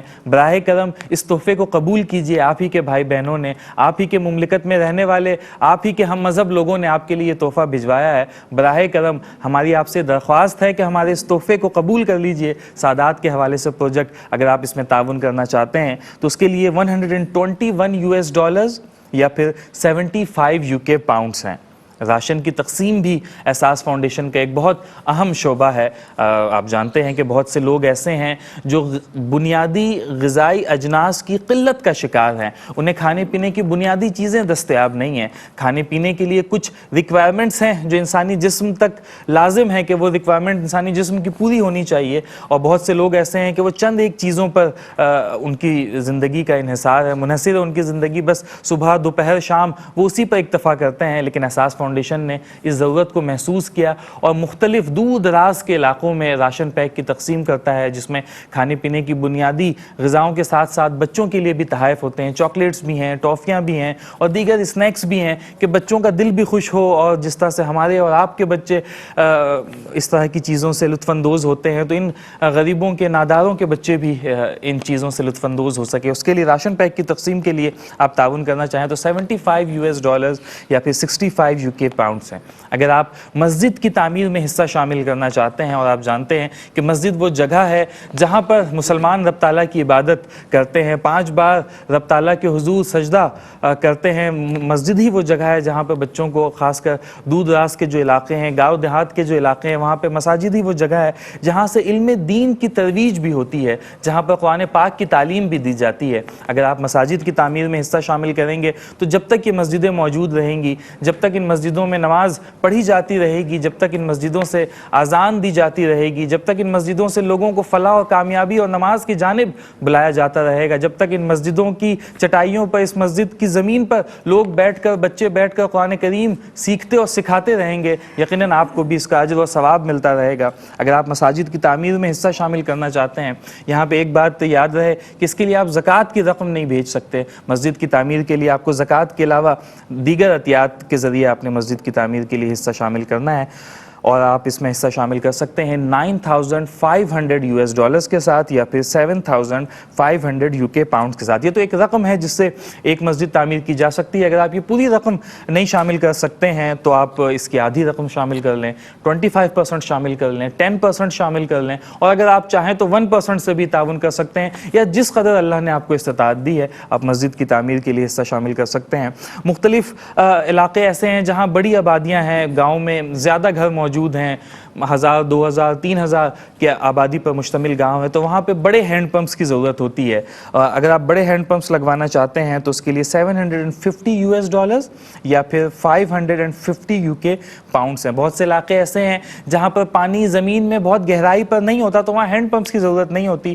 وہاں اگر صرف کنویں کی کھدائی کر دی جائے اور کنویں سے پانی نکالنے کی ترتیب بنا دی جائے تب بھی لوگوں کے لیے وہ کافی ہوتا ہے. تو چھوٹے اور بڑے کنویں احساس فاؤنڈیشن مختلف جگہوں پر لوگوں کو بنوا کر دے رہا ہے. اگر آپ چھوٹے کنویں کھدوانا چاہتے ہیں تو اس کے لیے $945 ہیں. اگر آپ بڑے کنویں کھدوانا چاہتے ہیں تو اس کے لیے $3,045 ہیں. ان تمام رقوم کے حوالے سے تفصیلات ہمارے اسکرین پر بھی موجود ہیں. وقتاً فوقتاً ہمارے اسکرین کی اسکرین پر یہ چیزیں چل بھی رہی ہیں، آپ اسے دیکھ کر جس بھی شعبے میں آپ کا دل کرے، جس شعبے میں آپ کی زیادہ رغبت ہو، جو آپ کے دل سے زیادہ قریب ہو، آپ اس شعبے میں احساس فاؤنڈیشن کے ساتھ تعاون کر سکتے ہیں۔ احساس فاؤنڈیشن کے حوالے ہی سے گفتگو کریں گے، عمر فاروق کے حوالے سے گفتگو بھی پروگرام میں شامل رہے گی، احساس فاؤنڈیشن کے حوالے سے گفتگو بھی کرتے رہیں گے۔ پروگرام کے اس حصے میں ہم چاہیں گے علامہ صاحب کہ احساس فاؤنڈیشن، آپ کافی عرصے سے احساس فاؤنڈیشن کے ساتھ وابستہ ہیں اور آپ ان علماء کرام میں شامل ہیں جو احساس ٹیلی تھون نشریات کے آغاز ہی سے اس کے ساتھ ہیں، اور متعدد پروگرام، مطلب اگر میں یہ کہوں کہ چند ٹاپ کے علماء کرام کے جنہوں نے سب سے زیادہ احساس فاؤنڈیشن کے ساتھ کام کیا تو ان میں سے ایک نام آپ کا ہے، تو یہ غلط نہ ہوگا۔ تو آپ احساس فاؤنڈیشن کو بہت بہتر انداز میں جانتے ہیں، علماء کرام کی ایک عزت بہرحال موجود ہے، ناظرین بھی، دیکھنے والے بھی آپ کو پسند کرتے ہیں، آپ سے پیار کرتے ہیں۔ تو آپ احساس فاؤنڈیشن کے حوالے سے اپنا تجربہ ذرا ارشاد کیجیے گا کہ آپ نے احساس فاؤنڈیشن کو کیسا پایا؟ احساس کی سب سے بڑی بات یہ ہے کہ اس کے نام کے اندر جو احساس ہے نا، یہ خود ایک دعوت ہے، اس لیے کہ کسی چیز کا ایک جاننا ہوتا ہے، ایک اس کا محسوس کرنا ہوتا ہے۔ جب آپ کسی چیز کو جانتے ہیں تو یہ جان لینا کافی نہیں ہوتا کہ جس سے وہ مسئلہ حل ہو جائے، اس مسئلے کو جاننے کے بعد اس کا احساس ضروری ہے۔ جب آپ مسئلے کو جان کر اس کا احساس کریں گے، اسے محسوس کریں گے، تو اس کے بعد پھر اس کے حل کی جانب قدم بڑھے گا۔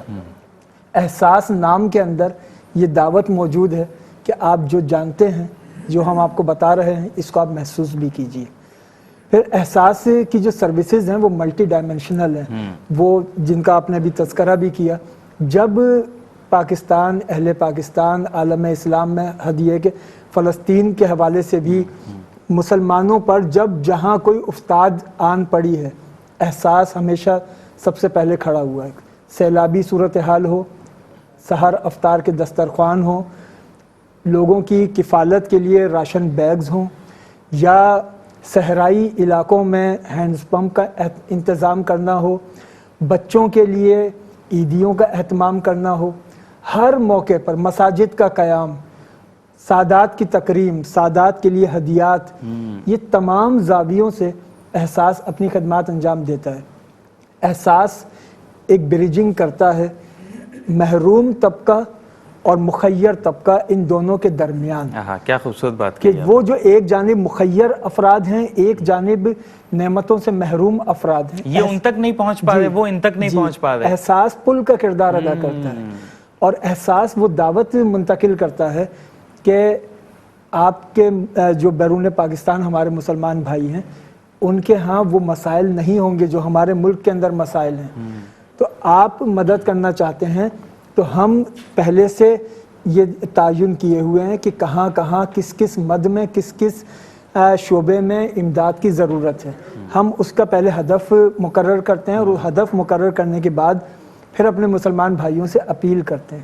حدیث مبارکہ ہے، جی آقا دو جہاں نے فرمایا کہ مسلمان ایک دیوار کی مانند ہے، اس میں اینٹیں ہوتی ہیں، ہر ایک اینٹ دوسری اینٹ کو قوت دے رہی ہوتی ہے، اور یہ اینٹیں ایک دوسرے کو قوت دیتی ہیں تب جا کے ایک دیوار بنتی ہے۔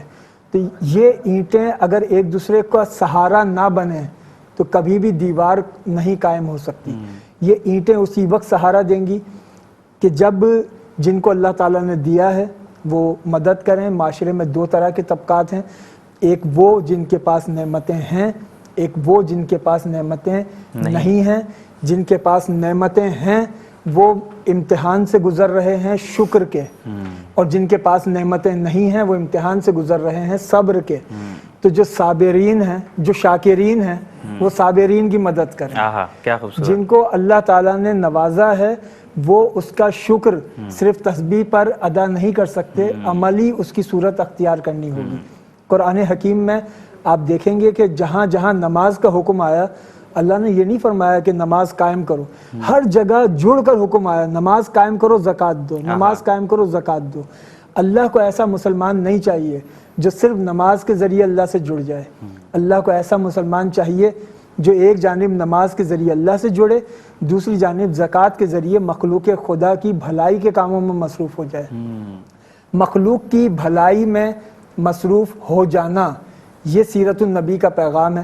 آقا دو جہاں علیہ الصلوۃ والسلام اسی لیے محسن انسانیت کہلاتے ہیں کہ آپ نے مخلوق کی کی دلجوئی کے لیے، مخلوق کی بھلائی کے لیے، مخلوق کی خیر خواہی کے لیے، مخلوق کی فلاح کے لیے جو کام کیے، اس لیے آج دنیا ان کو محسن انسانیت کہتی ہے۔ ہمارا دین ہمیں یہ بتاتا ہے۔ بابا فرید الدین مسعود گنج شکر کے عرس کا بھی موقع ہے، ان کا میں جملہ نظر کروں۔ بابا فرید الدین مسعود گنج شکر سے کسی نے پوچھا کہ میں اللہ کو پانا چاہتا ہوں، مجھے کوئی ایسا راستہ بتائیے کہ محنت کم لگے، نتیجہ بہترین آئے۔ تو حضرت بابا فرید نے فرمایا کہ کم محنت اور تیز نتیجہ اگر چاہتے ہو اللہ کے قرب کا، تو بس وہ یہ ہے کہ تم اللہ کی مخلوق کی خدمت میں لگ جاؤ۔ تم مخلوق کی خدمت میں لگ جاؤ گے، خالق تمہیں خود اپنے قریب کر لے گا۔ کیا خوبصورت اس لیے کہ نمازوں، عبادتوں، ریاضتوں سے نیکیاں ملتی ہیں، اجر و ثواب ملتا ہے۔ قربت اس وقت تک اللہ کی نہیں پا سکتا بندہ جب تک اللہ کی مخلوق کے لیے خیر خواہ نہ ہو جائے۔ حدیث مبارکہ ہے، خیر الناس من ینفع الناس، جو انسانوں کے لیے نفع بخش ہے وہی انسانوں میں سے بہترین ہے۔ تو اگر ہم بہتر انسان بننا چاہتے ہیں تو ہمیں انسانوں کے لیے نفع بخش ہونا ہوگا، کیونکہ ہم عالمین کے رب کے بندے ہیں۔ الحمدللہ رب العالمین، وہ اللہ جو زمین کی تہ میں رینگنے والے حشرات الارض کو بھی رزق دیتا ہو، وہ اللہ جو بلا تفریق و تخصیص ہر طبقے کو رزق دے رہا ہے، ہم اس کے بندے ہیں۔ اس کا بندہ ہونے کا تقاضا یہ ہے کہ ہم اپنی ذات میں مقید نہ ہوں، اپنی ذات میں محدود نہ ہوں، ہماری ذات ہماگیر ہو، عالمگیر ہو، جامع ہو، سب کے لیے نفع بخش۔ بالکل ایسی، اور کیا خوبصورت بات ناظرین کرام علامہ صاحب نے ارشاد فرمائی کہ احساس اس گیپ کی نشاندہی کرتا ہے۔ سب سے پہلے دیکھیں، آج کا زمانہ اجتماعی زمانہ ہے، انفرادی زمانہ تو بہت عرصہ ہوا گزر گیا۔ پہلے اگر جنگ و جدل ہوا کرتا تھا، جہاد ہوا کرتا تھا، تو اس میں پہلے انفرادی مقابلے ہوا کرتے تھے، بزور بازو لوگ لڑا کرتے تھے، اور لوگوں کی جو ہے وہ شہرت اس بنیاد پر تھی۔ پھر ہم مختلف لوگوں کے سوانح حیات پڑھتے ہیں تو اس میں ہم اس طرح کی چیزیں پڑھتے ہیں کہ انہوں نے اپنی ابتدائی تعلیم اپنے نانا سے حاصل کی یا فلاں شخصیت سے حاصل کی۔ لیکن آج کا زمانہ یکسر طور پر تبدیل ہو چکا ہے۔ آج آپ کسی کو نہیں دیکھیں گے کہ کسی نے اپنی تعلیم فلانے اسکول سے حاصل کی، فلانے مدرسے سے حاصل کی، فلانے جامعہ سے حاصل کی، یا اس کالج سے، اس یونیورسٹی سے حاصل کی۔ آج زندگی کے ہر شعبے میں اجتماعیت ہے۔ ہمیں علاج کروانا ہو، کوئی کسی مہلک اور پیچیدہ مرض کا ہم شکار ہوں، تو ہم ہاسپٹلز کا رخ کرتے ہیں، جہاں پر متعدد ڈاکٹرز ہیں، نرسز ہیں، اور اس طرح کے آپ کسی بھی شعبے کی مثال لیں، تو ہم اس شعبے میں انفرادی حیثیت پر کیوں اکتفا کریں؟ ہم لوگوں کی مدد کرنے کا یہ بھی جو ایک شعبہ ہے، اس میں بھی انفرادی حیثیت پر کیوں اکتفا کریں؟ ہمیں اس میں بھی اجتماعی سوچ کی ضرورت ہے، کیونکہ ہم بہت سے ایسے علاقے ہیں جہاں تک ہم ذاتی حیثیت میں نہیں پہنچ پاتے، ہمیں احساس ہی نہیں ہے، ہمیں معلوم ہی نہیں ہے کہ ان علاقوں میں کن کن چیزوں کی ضرورت ہے۔ یہ ایک آرگنائزیشن ہی یہ کام بہتر انداز میں کر سکتی ہے۔ مختلف آرگنائزیشنز کام کر رہی ہیں، جن میں سر فہرست یقینی طور پہ احساس فاؤنڈیشن ہے، جو ان ضرورتوں کو سمجھتی ہے کہ کہاں پر پانی کی ضرورت ہے، کہاں پر خواتین کی امپاورمنٹ کی ضرورت ہے، کون سا علاقہ ایسا ہے جہاں سادات کرام محروم ہیں، کہاں تعلیم کی ضرورت ہے، کن علاقوں میں بچوں کو وظائف دینے ہیں، ان کی تعلیمی اخراجات کو، ان کے یونیفارمز کو، ان کی کتابوں کو، ان کے اسکول بیگ کو پورا کرنا ہے، کہاں پر مدارس بنانے ہیں، کون سے علاقے ایسے ہیں جہاں مساجدوں کی کمی ہے، لوگ ویسے ہی نمازوں کا اہتمام کر رہے ہیں، چھپڑے ڈال کر نمازیں پڑھ رہے ہیں۔ ان ضرورتوں کو احساس فاؤنڈیشن سمجھتا ہے، اور ان ضرورتوں کو سمجھنے کے بعد آپ کی جانب سے دی گئی عطیات کو بائیفرکیٹ کرتا ہے، اسے مختص کرتا ہے الگ الگ شعبہ جات میں، تاکہ وہ کام بہتر انداز میں ہو سکے۔ جس طرح سے دوسرے تمام شعبہ جات میں اجتماعی حیثیت میں کیا جانے والا کام بہترین ہے، اسی طرح سے خدمت خلق بھی آج کے زمانے میں اگر اجتماعی انداز میں کی جائے تو یہ زیادہ بہترین نتیجہ ہمیں دے سکتا ہے، اور مخلوق خدا کی زیادہ بہتر انداز میں خدمت ہو سکتی ہے۔ ناظرین کرام، پروگرام میں ایک نعت رسول مقبول صلی اللہ علیہ وآلہ وسلم بھی شامل کریں گے، جس کے لیے میں گزارش کروں گا وقاص قادری سے کہ آپ بارگاہ رسالت میں ہدیہ نعت پیش کریں۔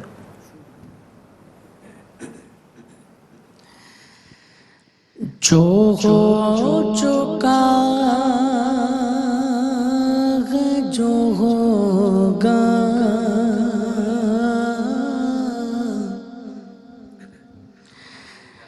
جو ہو چکا ہے، جو ہوگا، حضور جانتے ہیں۔ جو ہو چکا ہے، جو ہوگا،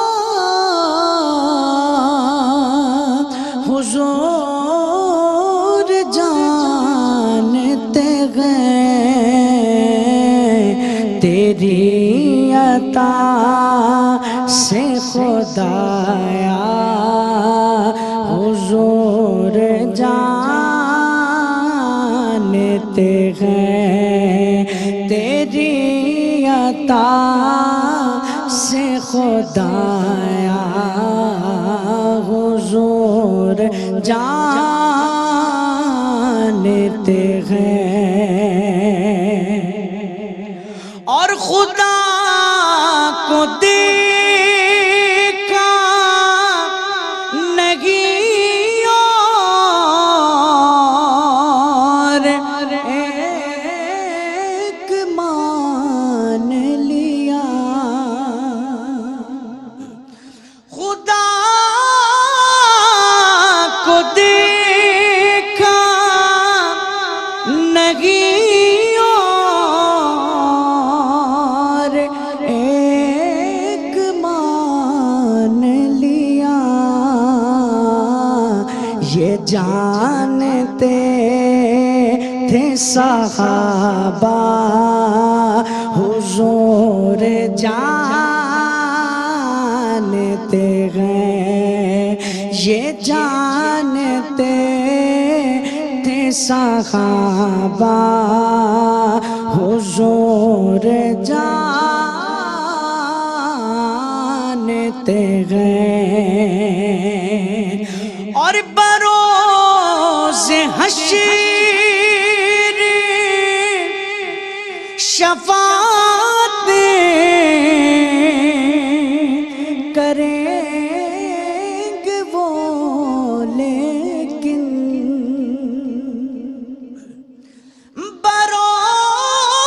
بروز حشر شفاعت کریں گے وہ لیکن ہر ایک غلام اگر ہوا یہ عقیدہ حضور جانتے ہیں اگر ہوا یہ عقیدہ حضور جانتے ہیں اور بروز حشر شفاعت کریں گے چن چن گئے بروز حشر شفاعت کریں گے چن چن گئے ہر ایک غلام کا چہرہ حضور جانتے ہیں ہر ایک غلام کا چہرہ حضور جانتے ہیں عمر نے تنے سے جدا کر دیا تھا سر جس کا وہ اپنا ہے کہ پرایا حضور جانتے ہیں نبی کا فیصلہ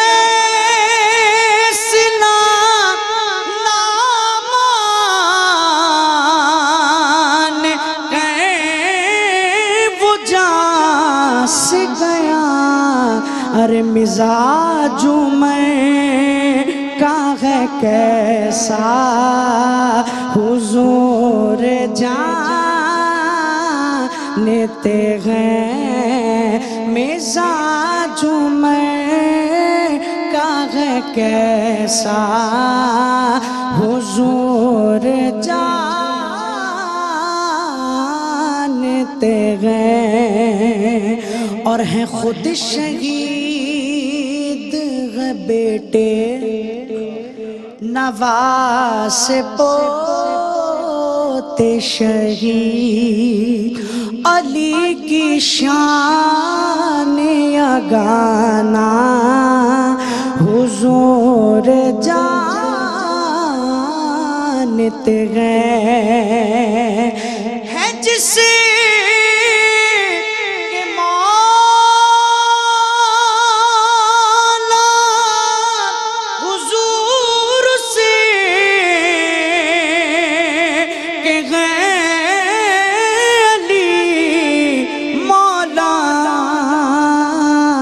ابو تراب کا رتبہ حضور جانتے ہیں ابو تراب کا رتبہ حضور جانتے ہیں تیری عطا سے خدا را حضور جانتے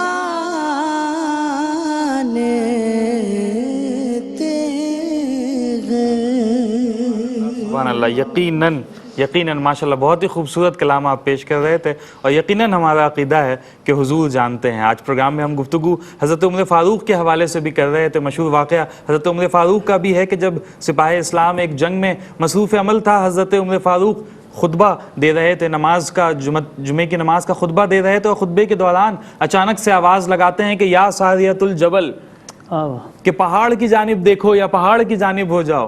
تو حضرت عمر فاروق جہاں بیٹھے تھے اور جہاں پہ جنگ ہو رہی تھی کافی دور کا فاصلہ تھا، کلومیٹرز کا، کافی میل کا فاصلہ تھا، تو حضرت عمر فاروق بھی جانتے تھے کہ اس میدان میں کیا ہو رہا ہے۔ یہ شان ہے خدمتگاروں کی، سرکار کا عالم کیا ہوگا۔ سبحان اللہ، سبحان اللہ۔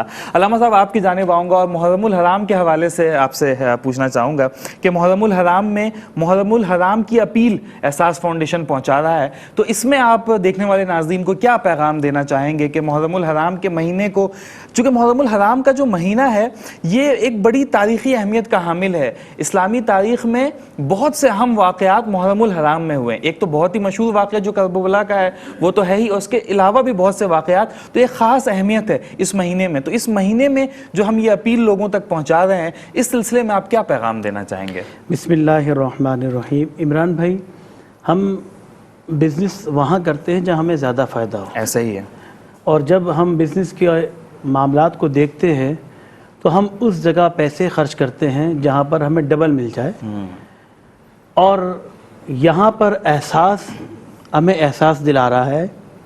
ایک ہینڈ پمپ ہوتا ہے یا ایک مسجد ہے یا کوئی ایسے غریب غربا یا وہ لوگ جو بیچارے اس غربت کی لکیر سے بھی نیچے ہو چکے ہیں، تو ان کے ساتھ آپ نے جو مال خرچ کرنا ہے تو گویا کہ آپ اللہ کے ساتھ تجارت کر رہے ہیں۔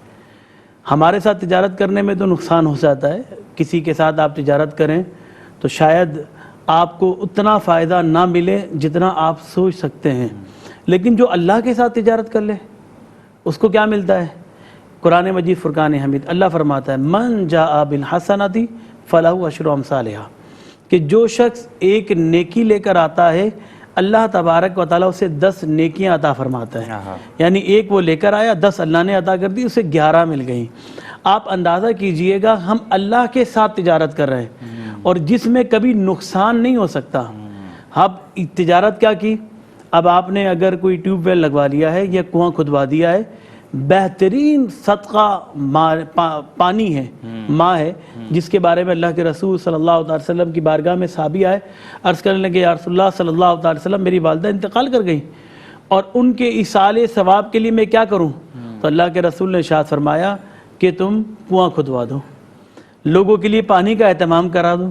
انہوں نے پانی کا اہتمام کیا تو اللہ کے رسول صلی اللہ تعالیٰ علیہ وسلم نے فرمایا ہاذی لأم سعد، یہ ام سعد کی والدہ، جو ام سعد کی والدہ ہیں، یہ ان کے لیے یہ کھدا گیا ہے اور ان کا ثواب ان تک پہنچے گا۔ تو کیونکہ احساس جب کبھی کوئی ٹیوب ویل لگاتا ہے یا کہیں کنواں کھودا جاتا ہے تو باقاعدہ وہاں اس بندے کا نام لکھ دیا جاتا ہے کہ جس کے اصال ثواب کے لیے یہ کام کیا گیا۔ پھر دوسری حدیث مبارکہ اللہ کے رسول صلی اللہ تعالیٰ علیہ وسلم نے ارشاد فرمایا جب بندہ اس دنیا سے چلا جاتا ہے تو سارے اعمال منتقدہ ہو جاتے ہیں، کیونکہ نماز جب تک ہم زندہ ہے پڑھتے رہیں گے، زکوٰۃ جب تک ہم زندہ ہے دیتے رہیں گے، حج ہم جب تک زندہ ہے کرتے رہیں گے، رمضان کے روزے جب تک زندہ ہے کرتے رہیں گے، لیکن مرنے کے بعد یہ سارے اعمال منقطع ہو جائیں گے سوائے 3 عملوں کے۔ اللہ کے رسول نے ارشاد فرمایا اگر وہ علم نافع چھوڑ کر جائے گا، اپنے شاگرد چھوڑ کر چلا گیا، قرآن کی تعلیم چھوڑ کر چلا گیا، کتاب لکھ کر چلا گیا، لوگ اس پر عمل کرتے رہیں گے، اس کو ثواب ملتا رہے گا۔ دوسرا نیک صالح اولاد، اگر وہ نیک صالح اولاد چھوڑ کر جائے گا، اس کی اولاد نماز پڑھے گی، قرآن پڑھے گی، عمرہ کرے گی، حج کرے گی، اس کا ثواب اس سے ملے گا۔ اور تیسری بات اللہ کے رسول نے ارشاد فرمایا صدقہ جاریہ، یعنی وہ کام جو قیامت تک چلتا رہے تو آپ کا ثواب جاری و ساری رہے گا۔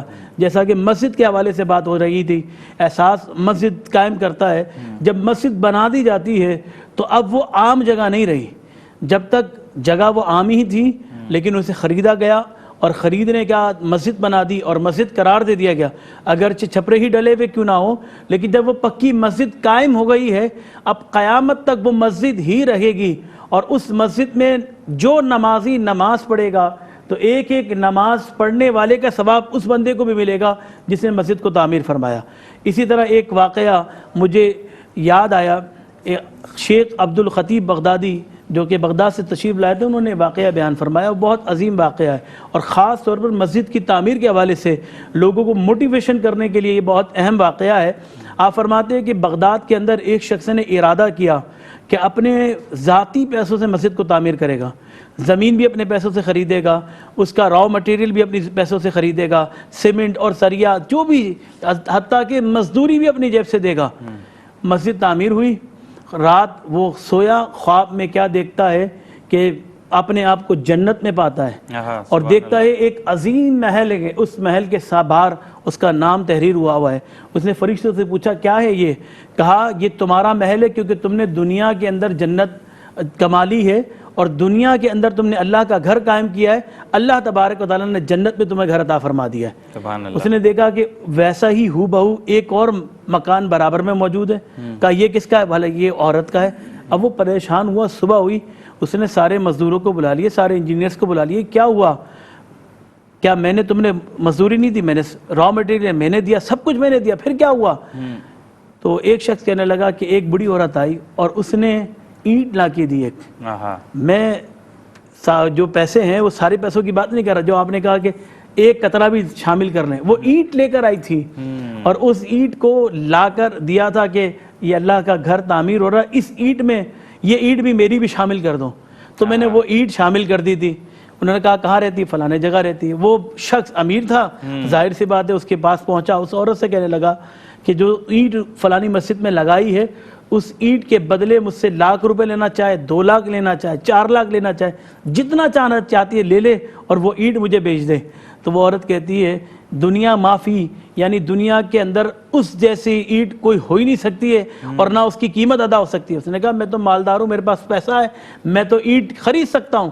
اس نے کہا جس طرح تجھے دکھا دیا گیا ہے کہ جنت میں تیرے نام کا گھر بن چکا ہے، محل بن چکا ہے، اسی طرح مجھے بھی دکھا دیا گیا ہے کہ جنت میں میرا محل بن چکا ہے۔ تو آپ ایک شخص اگر ایک اینٹ لگا رہا ہے تو اللہ اسے جنت میں مقام عطا فرما رہا ہے، اور ایک مسجد بنا دے، پوری مسجد کی تعمیر کرا دے، جب تک مسجد قائم رہے گی، اور ہمارا عقیدہ ہے کہ قیامت تک وہ مسجد قائم رہے گی، اس میں امیٹمنٹ تو ہوتی رہے گی، چینجنگ آتی رہیں گی، لیکن جب تک وہ مسجد قائم رہے گی تو مسجد کو ڈونیٹ کرنے والے شخص کو ثواب ملتا رہے گا، وہ چاہے اس دنیا میں ہو یا اس زمین کے نیچے چلا جائے، اسے پھر بھی ثواب ملتا رہے گا۔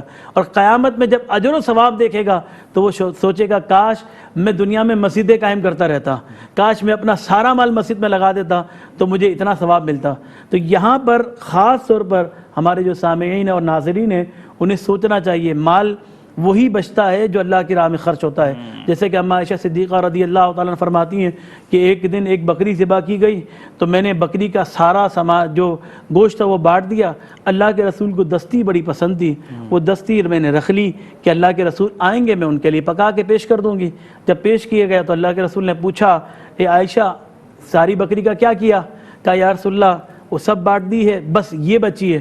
تو اللہ کے رسول نے ارشاد فرمایا عائشہ جو بانٹ دیا ہے وہ بچا ہے، جو یہ ہے وہ نہیں بچا ہے. کیا خوبصورت. تو ہم جو بانٹ دیتے ہیں، اللہ کی راہ میں مال دے دیتے ہیں، ہم اللہ کی راہ میں جب مال خرچ کر دیتے ہیں تو وہی ہمارا بچتا ہے، باقی ہمارا بینک بیلنس دنیا میں رہ جاتا ہے. بالکل ایسی. علامہ صاحب نے کیا خوبصورت بات کی. یقیناً رب صرف امیروں کا تو نہیں ہے، رب تو غریبوں کا بھی ہے. دنیا میں جتنے انسان بستے ہیں وہ سب کا رب ہے، وہ سب کا پالنے والا ہے، اور وہ تو نیتوں کو دیکھتا ہے.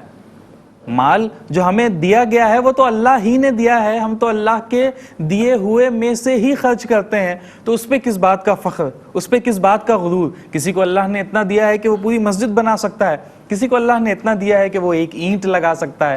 تو اینٹ لگانے والے کا اجر و ثواب بھی ویسا ہی ہے جس قدر اجر و ثواب اس پوری مسجد بنوانے والوں کا ہے. یقیناً وہ اس تک جو ہے وہ نیتیں پہنچتی ہیں، ہمارا مال و اسباب اس تک نہیں پہنچتا، نہ ہی اسے ضرورت ہے. وہ تو بے نیاز ہے، اسے ان چیزوں سے کوئی غرض نہیں. ہم دیں تب بھی غرض نہیں، ہم نہ دیں تب بھی غرض نہیں. بڑی بے نیاز ذات ہے رب تعالیٰ کی. اور جس طرح سے علامہ صاحب نے اپنی گفتگو کے دوران ہمیں یہ بات بھی بتائی کہ جب آپ احساس فاؤنڈیشن کے ساتھ تعاون کرتے ہیں، ڈونیٹ کرتے ہیں ہینڈ پمپ کے حوالے سے یا اور مساجدوں کے حوالے سے، تو اگر آپ پورے ہینڈ پمپ کی رقم احساس فاؤنڈیشن کو دیتے ہیں تو اس رقم سے جو ہینڈ پمپ بنائی جاتی ہے، ہینڈ پمپ کی تنصیب جہاں پر کی جاتی ہے، تو جو شخص یہ دے رہا ہے یا جس کے ایصال ثواب کے لیے دے رہا ہے اس کے نام کی تختی بھی وہاں پر لگا دی جاتی ہے ایصال ثواب کے لیے. اچھا، اس میں یہ ایک بہت اہم نقطہ ہے، اسکرین پر ویژولز بھی چل رہے ہیں کہ مختلف جو دینے والے ہیں، ڈونرز ہیں، ان کے نام کے حوالے سے یہ تختی لگا دی جاتی ہے. اس میں یہ نقطہ بہت اہمیت کا حامل ہے کہ ہم اکثر سنتے ہیں کہ ایک ہاتھ سے دیں تو دوسرے ہاتھ کو خبر نہ ہو. یہ بات بالکل ٹھیک ہے، ایک جگہ پر یہ بات درست ہے، لیکن یہ بھی حکم ہے کہ اگر تم مال چھپا کر دیتے ہو تب بھی ٹھیک ہے. بلکہ قرآنی آیت ہے، اگر علماء کرام اس کی تصحیح بھی فرما دیں اور اگر آیت کا ریفرنس بھی دے سکیں، کہ اگر تم مال چھپا کر دیتے ہو تب بھی ٹھیک ہے، اور اگر تم مال دکھا کر دیتے ہو اس نیت سے کہ دوسرے مسلمانوں کو ترغیب ملے گی، دوسرے مسلمانوں کو تحریک ملے گی کہ وہ بھی اللہ کی راہ میں خرچ کریں، تو یہ بھی ٹھیک ہے. تو یہ دونوں صورتیں موجود ہیں. اگر آپ ہینڈ پمپ کے یا اور دیگر شعبے کے حوالے سے تعاون کرتے ہیں اور جس کے ایصال ثواب کے لیے آپ کرنا چاہ رہے ہیں، اس کے نام کی تختی بھی اس ہینڈ پمپ کے ساتھ لگا دی جائے گی، اور جب تک لوگ اس سے استفادہ حاصل کریں گے یقیناً اس کا ثواب صاحب تختی کو پہنچتا رہے گا، اور جو اس کے لیے مال خرچ کرے گا یقیناً اس کو بھی اس کا ثواب پہنچتا رہے گا. پروگرام میں گفتگو کے سلسلے کو آگے بڑھائیں گے. علامہ صاحب آپ کی جانب آنا چاہوں گا کہ جس طرح سے علامہ صاحب نے نشاندہی فرمائی کہ پانی کا جو صدقہ ہے وہ بہت بہترین صدقہ ہے، اسی طرح سے جو بھوک کے حوالے سے ہمیں مختلف احادیث ملتی ہیں کہ کسی بھوکے کو کھانا کھلا دینا، اور اچھا اس میں پھر ایک ضمنی طور پہ یہ چیز بھی موجود ہوتی ہے کہ کھانا صرف غریبوں کو، مسکینوں کو، فقیروں کو ہی کھلانا ثواب نہیں ہے، ویسے بھی کسی کی تکریم کرنا، کسی کو کھانا کھلانا بہت ہی باعث اجر و ثواب ہے. اور اگر کوئی بھوکا ہے، کسی کی بھوک مٹانے کا ہم ذریعہ بن جاتے ہیں تو یہ یقیناً اس سے بڑا عمل ہوگا. تو اس حوالے سے بھی حدیث اور قرآن میں کیا ارشادات ہیں اس حوالے سے ارشاد کیجئے. امیر اور غریب کسی کو بھی کھلایا جائے وہ باعث اجر و ثواب ہے، اس لیے کہ بھوکے کو کھانا کھلانا ہے. بھوکا تو دولت مند بھی ہو سکتا ہے، ایسا ہی ہے. تو جو بھوکا ہے اس کو کھلایا جائے، اس سے اجر و ثواب حاصل ہوتا ہے. لیکن یہ جو اپیل ہم کرتے ہیں یہ ہم ایک خاص طبقے کے لیے کرتے ہیں کہ جو معاش کی چکی میں یوں پسے ہوئے ہیں کہ ان کے لیے ہمارے ہاں ایک جملہ کہا جاتا ہے کہ غربت کی لکیر سے نیچے، بلو دا پوورٹی لائن، یعنی ابھی تک ڈکشنری میں لفظ نہیں بنا ہے کہ ہم اس کو کیا نام دیں. تو ہم اس کو سمجھنے کے لیے صرف یہ کہہ دیتے ہیں غربت کی لکیر سے بھی نیچے، غربت کی لکیر سے نیچے کوئی لفظ ہی نہیں ہے، اس کے لیے کوئی لفظ نہیں ہے، ڈکشنری بے بس ہے. ہم اس کے لیے یہ اپیل کرتے ہیں، اور یہ کھانا کھلانا کسی کو اتنا پسندیدہ عمل ہے کہ حضور نبی اکرم علیہ الصلوۃ والسلام کے پردادا حضرت عبد مناف، حضرت عمر بن عبد مناف، ان کا معمول یہ تھا کہ مکے میں قحط پڑ گیا تو لوگوں کے پاس کھانے پینے کو نہیں رہا، تو وہ تاجر تھے، یمن اور شام اور فلسطین سامان تجارت ان کا آتا جاتا تھا. جب قحط پڑا تو انہوں نے اپنا تمام دولت وہ وقف کر دی دسترخوانوں کے لیے، اور مکے میں دسترخوان لگا دیے. اہل مکہ کو کہا کہ پریشان نہ ہو، میرے دسترخوان پر آؤ، اس پر کھاؤ، اس پر پیو۔ جو قافلے آیا کرتے تھے، کیونکہ بیت اللہ کی وجہ سے باہر سے بھی قافلے آیا کرتے تھے، ان کے لیے بھی دسترخوانوں کا اہتمام کیا۔ عالم یہ تھا کہ عمر بن عبد مناف وہ اپنے ہاتھ سے نوالا بنا کر لوگوں کو کھلاتے تھے۔ سبحان اللہ۔ عربی میں جو نوالا بنا کر کھلائے، اس کے لیے عربی میں لفظ ہے ہاشم۔ تو نام ان کا عمر تھا، عمر بن عبد مناف، لیکن آج دنیا عمر بن عبد مناف نہیں کہتی، دنیا ہاشم کہتی ہے، نوالا بنا کر کھلانے والا۔ اور اسی لیے حضور کا خاندان خاندان بنی ہاشم کہلاتا ہے۔ تو یہ حضرت ہاشم ہے، ان کا دسترخوان مشہور ہے۔ آقا دو جہاں دین کی دعوت جب دیتے ہیں تو دین کی دعوت کی ابتدا کھانے کی دعوت سے کرتے ہیں۔ ذوالعشیرہ میں پھر دسترخوان لگتا ہے، اور ایک دن، 2 دن، تیسرے دن دعوت، 3 دن مسلسل دعوت دی جاتی ہے۔ ذوالعشیرہ دسترخوان پر دعوت دی جاتی ہے۔ پھر دسترخوان امام حسن مشہور ہے۔ تاریخ میں اور پیچھے چلے جائیں، حضرت سیدنا ابراہیم علیہ السلام کا دسترخوان مشہور ہے کہ وہ دسترخوان اتنا طویل ہوتا تھا کہ اس پر صرف انسان نہیں کھاتے تھے بلکہ اس پر پرندے بھی کھاتے تھے، وہ اتنا طویل ایک دسترخوان لگتا تھا۔ کھانا کھلانا کسی بھوکے کو یہ اتنا پسندیدہ عمل ہے۔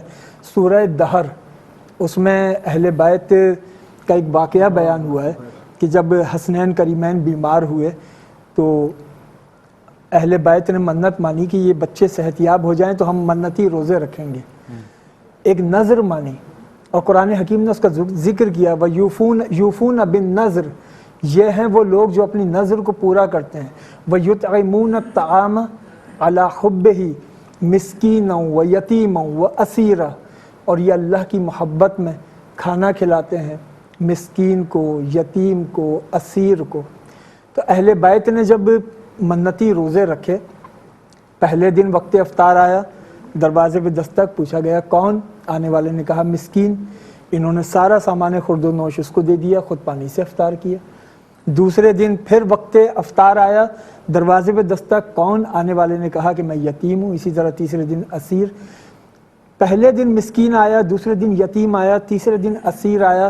انہوں نے سارا سامان خورد و نوش اس کو دیا، خود بھوکے رہے۔ تو قرآن حکیم نے جس ترتیب سے سائل آئے تھے اسی ترتیب سے آیت میں بیان کیا، وَيُطْعِمُونَ الطَّعَامَ عَلَى حُبِّهِ مِسْكِينًا وَيَتِيمًا وَأَسِيرًا، مسکین، یتیم اور اسیر کو کھانا کھلاتے ہیں۔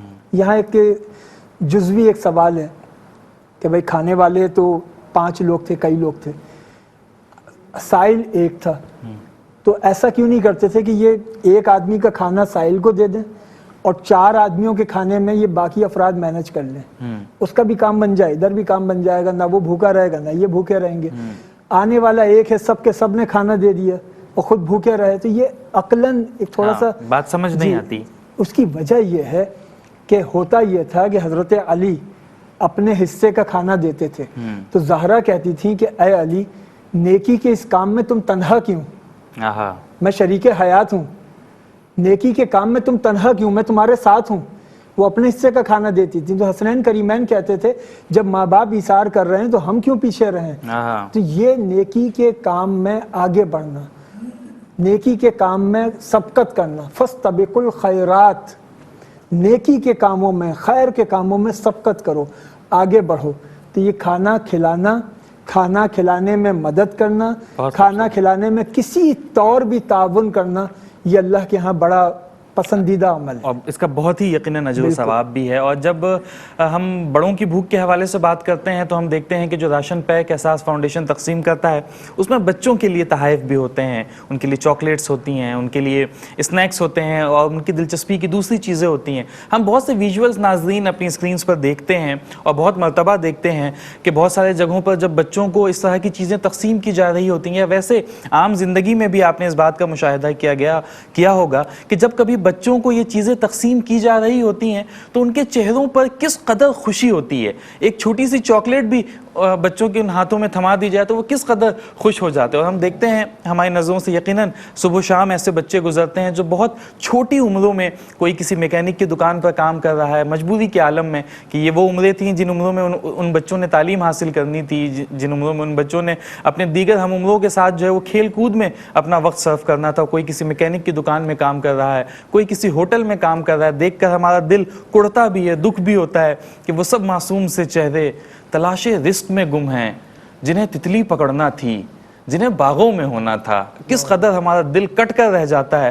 اور ان بچوں کو جب اس طرح کے تحائف دیے جاتے ہیں تو یقیناً ان بچوں کی جو دلی کیفیت ہوگی, جو ان بچوں کے دل میں خوشی ہوگی, اس سے رب تعالیٰ بھی خوش ہوگا. کیونکہ دل تو کہا ہی جاتا ہے کہ اللہ کو اگر تلاشنا ہے تو دل میں, اپنے دل میں ڈھونڈو. اور بچوں کا دل تو یقیناً معصوم ہوتا ہے, پاکیزہ دل ہوتا ہے. اگر ان کا دل ہم خوش کریں گے تو رب تعالیٰ کتنا خوش ہوگا. اگر رب تعالیٰ خوش ہو جائے تو پھر پیچھے رہ ہی کیا جاتا ہے, ہماری زندگی میں آنے کا مقصد ہی کیا بچتا ہے. اگر ہم نے رب کو راضی کر لیا تو پھر میرے خیال سے دنیا میں کوئی ایسی چیز رہ نہیں جاتی کہ جسے کرنے کی ہمیں حاجت اور تمنا ہو. تو اس حوالے سے علامہ صاحب میں آپ سے پوچھنا چاہوں گا کہ جہاں ہم نے پانی کے حوالے سے بات کی, جہاں ہم نے راشن کی تقسیم کے حوالے سے بات کی, وہاں پہ یہ ایک بہت خوبصورت اور میرے دل کے بہت قریب یہ ایک کام ہے کہ بچوں کے لیے بھی تحائف دیے جاتے ہیں, کبھی عیدی کی صورت میں, کبھی کپڑوں کی صورت میں, کبھی کھانے پینے کی چیزوں کی صورت میں. تو یہ کتنا مستحسن عمل ہے اور ہمارا دین اس کی کتنی ترغیب ہمیں دیتا ہے. عمران بھائی, یہاں جو آپ بات کر رہے ہیں یقیناً حدیث مبارکہ موجود. اللہ کے رسول نے ارشاد فرمایا, جو اپنے بڑوں کی تعظیم اور توقیر نہ کرے اور بچوں پہ شفقت نہ کرے وہ ہم میں سے نہیں ہے. اللہ آپ اندازہ کریں اللہ کے رسول صلی اللہ تعالیٰ علیہ وسلم کا عمل کیا ہے. پہلے ہمیں اللہ کے رسول کے عمل کو دیکھنا چاہیے. ہم جب دیکھتے ہیں کہ اللہ کے رسول کا عمل یہ ہے کہ بچوں سے اس قدر محبت کہ ان کے سامنے کوئی بچہ آ جاتا اس سے بڑی محبت اور شفقت کے ساتھ گفتگو فرماتے. ہمارے ہاں تو معاشرہ ایسا ہو گیا ہے کہ میں جب محسوس کرتا ہوں اس چیز کو کہ جیسے آپ نے کہا کہ وہ چھوٹے بچے جو آج کل دکانوں پر کام کر رہے ہیں اور جن کے ہاتھ میں اس سے قلم ہونا چاہیے, ان کے ہاتھ میں اوزار موجود ہوتے ہیں, تو ان بچوں کے ساتھ جو رویہ پیش کیا جا رہا ہوتا ہے وہ ایک ایسا رویہ ہوتا ہے کہ دل چیر جاتا ہے. دل کہتا ہے کہ یہ بچے جن کے ہاتھوں میں قلم اور کتاب ہونا چاہیے آج ان کے ہاتھوں میں اوزار ہیں. وجہ کیا ہے؟ صرف وہ کمزوریاں کہ جو معاشرے کی ایک کمزوری اور مہنگائی, ظاہر سی بات ہے ان کے والدین پریشان ہوں گے جبھی انہیں مجبوراً یہ کام کرواتے ہوں گے. لیکن یتیم بھی ہوتے ہیں, جی وہ یتیم کا بھی سلسلہ ہوتا ہے. لیکن احساس نے اس کا احساس کیا, بقرہ عید ہو یا عید الفطر ہو اور اس کے علاوہ جو بھی ایونٹس آتے ہیں, ان ایونٹس کے اندر بھی ان بچوں کا خیال کرنا, یہ احساس نے ہمیں سکھا دیا, بتا دیا کہ ہم اگر اپنے بچوں سے محبت کرتے ہیں تو اس بچے سے بھی محبت کریں جو یتیم ہے. یہ یتیم بچہ جس کے بارے میں اللہ کے رسول صلی اللہ تعالی وسلم نے ارشاد فرمایا کہ جب یتیم بچے کے سر پر کوئی ہاتھ پھیرتا ہے, ہم نہیں جانتے ہمارے ہاتھ میں کتنے اس کے بال آ جاتے ہیں, لیکن جتنے بھی بال آتے ہیں اللہ تبارک و تعالیٰ اس کے برابر نیکیاں عطا فرماتا ہے. اور پھر قرآن مجید فرقان حمید نے واضح طور پر بتا دیا کہ جو یتیم کے مال کو غضب کرتا ہے, کھا جاتا ہے, تو گویا کہ وہ آگ اپنے منہ میں بھر رہا ہے, پیٹ میں بھر رہا ہے. تو یہ جو چیز ہے ہمیں سوچنا چاہیے. اگر ہم دیکھ رہے ہیں کہ ہمارے ارد گرد کوئی یتیم موجود ہے, کوئی مسکین موجود ہے, ظاہر سی بات ہے کہ حالات جس قدر ہم دیکھ رہے ہیں تو مسکین ہونا کوئی دور نہیں ہے. مسکین ہوتا کون ہے؟ آپ بلوچستان آج چلے جائیں, سارے مسکین ہو گئے. جن کے پاس بہت پیسہ بھی تھا لیکن سیلاب آیا وہ مسکین ہو گئے. مسکین وہ ہوتا ہے کہ جس کے زمین پر بیٹھا ہو اور مٹی ڈلی ہوئی اس کے. تو مطلب کیا ہوتا ہے کہ وہ مالدار تھا, اچانک کوئی زلزلہ آ گیا, کوئی ایسی ناگہانی آفت آ گئی تو وہ اس آفت کی وجہ سے وہ مسکین بن گیا. تو اب چھوٹا بچہ ہے یا بڑا ہو, ہمیں اس کی مدد کے لیے اب آگے بڑھنا پڑے گا. اگر ہم بڑھیں گے تو انشاءاللہ ہمیں دنیا میں بھی اجر و ثواب ملے گا اور آخرت میں بھی اجر و ثواب. یقیناً ہمیں دنیا میں اس کا ثواب تو ملے گا اور آخرت میں جو کچھ ہمارے لیے رکھ دیا جائے گا وہ ہم صرف تصور ہی کر سکتے ہیں اور ہم اس کا اندازہ ہی لگا سکتے ہیں. حقیقت تو ہمیں آخرت میں ہی پتہ چلے گی کہ رب تعالیٰ نے کس قدر حسین انعام و کرام ہمارے لیے رکھا ہے. ناظرین, احساس فاؤنڈیشن کے مختلف شعبہ جات کے حوالے سے سیر حاصل گفتگو کی گئی ہے. امید ہے کہ آپ نے بھی ان تمام گفتگو سے مختلف نتائج اخذ کیے ہوں گے. جس بھی نتیجے سے آپ کا دل زیادہ قریب ہو, پانی کے حوالے سے, راشن کے حوالے سے, بچوں کے تعلیم کے حوالے سے، خواتین کی امپاورمنٹ کے حوالے سے، یا اور جس بھی شعبے میں آپ کا دل جس جانب مائل ہو، جس جانب آپ کا دل آپ کو لے کر جانا چاہتا ہو، آپ اس جانب جائیں، اور نہ صرف خود اس کام میں آگے بڑھیں۔ آپ نے علامہ صاحب کی گفتگو سنی کہ کس طرح سے جو نبی کریم صلی اللہ علیہ وسلم کا گھرانہ ہے، اس گھرانے میں کس قدر نیکی کی دوڑ تھی کہ اگر حضرت علی یہ نیکی کا کام کر رہے ہیں تو ان کی زوجہ کہتی ہیں کہ میں کیوں پیچھے رہ جاؤں۔ صرف ایک گھرانے کے طور پہ سے ابھی ہم دیکھیں، اگر زوجہ یہ کام کرتی ہیں تو بچے دیکھتے ہیں کہ جب ہمارے ماں باپ نیکی کا یہ کام کر رہے ہیں تو ہم کیوں پیچھے رہ جائیں۔ اس گھرانے میں جو کہ بخشا بخشایا گھرانہ ہے، جس گھرانے میں کوئی جنت کے نوجوانوں کا سردار ہے، جس گھرانے میں کوئی جنت کی خواتین کا سردار ہے، جس گھرانے میں کوئی علی المرتضیٰ جیسا ہے، جس گھرانے کے طفیل دین ہم تک پہنچا ہے، اس گھرانے کا یہ عالم ہے کہ نیکی کی دوڑ اور نیکی کی جستجو میں ایک دوسرے سے آگے بڑھنے میں لگے رہتے۔ تو ہمیں بھی یہ طرز اپنانا چاہیے، ہمیں بھی یہ طریقہ اپنانا چاہیے، اور نہ صرف خود بلکہ اپنے احباب کو بھی، اپنے دوستوں کو بھی اس جانب راغب کرنا چاہیے۔ یقیناً اس کا اجر و ثواب ہمیں دنیا میں بھی ملے گا اور آخرت میں بھی ملے گا۔ ناظرین، پروگرام کا وقت اپنے اختتام کو پہنچا ہے۔ میں اپنے مہمانوں کا شکریہ ادا کرتا ہوں کہ آپ اپنے قیمتی وقتوں میں سے وقت نکال کر یہاں تشریف لائے۔ اپنے میزبان سید عمران ودود کو اجازت دیجیے، لیکن جانے سے پہلے ہم ایک نعتیہ کلام بھی پروگرام میں شامل کریں گے اور اس کے ساتھ ہی پروگرام کا اختتام ہوگا۔ اپنے میزبان سید عمران ودود کو اجازت دیجیے۔ اللہ حافظ۔ حضرت عمر رضی اللہ تعالیٰ عنہ کی شان میں منقبت پیش کرتا ہوں کہ جدا باطل کو حق سے کر دیا فاروق اعظم نے، جدا باطل کو حق سے کر دیا فاروق اعظم نے، علم اسلام کا اونچا کیا فاروق اعظم نے، علم اسلام کا اونچا کیا فاروق اعظم نے، انہی کے نام کی تاثیر تھی یا خط کی غیبت تھی، انہی کے نام کی تاثیر تھی یا خط کی غیبت تھی، رکے دریا کو جاری کر دیا فاروق اعظم نے، رکے دریا کو جاری کر دیا فاروق اعظم نے، اور عمر کو دیکھ کے شیطان خود راستہ بدل لیتا، عمر کو دیکھ کر شیطان خود راستہ بدل لیتا،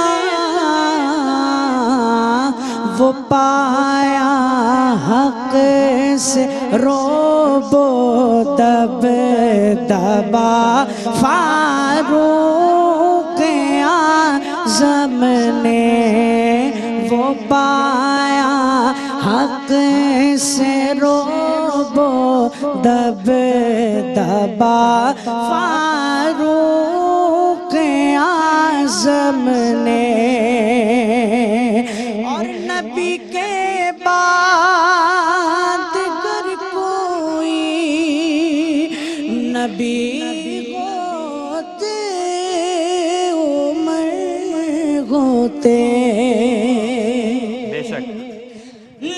کے بعد گر کوئی نبی ہوتے عمر ہوتے نبی سے پالیا یہ مرتبہ فاروق اعظم نے نبی سے پالیا یہ مرتبہ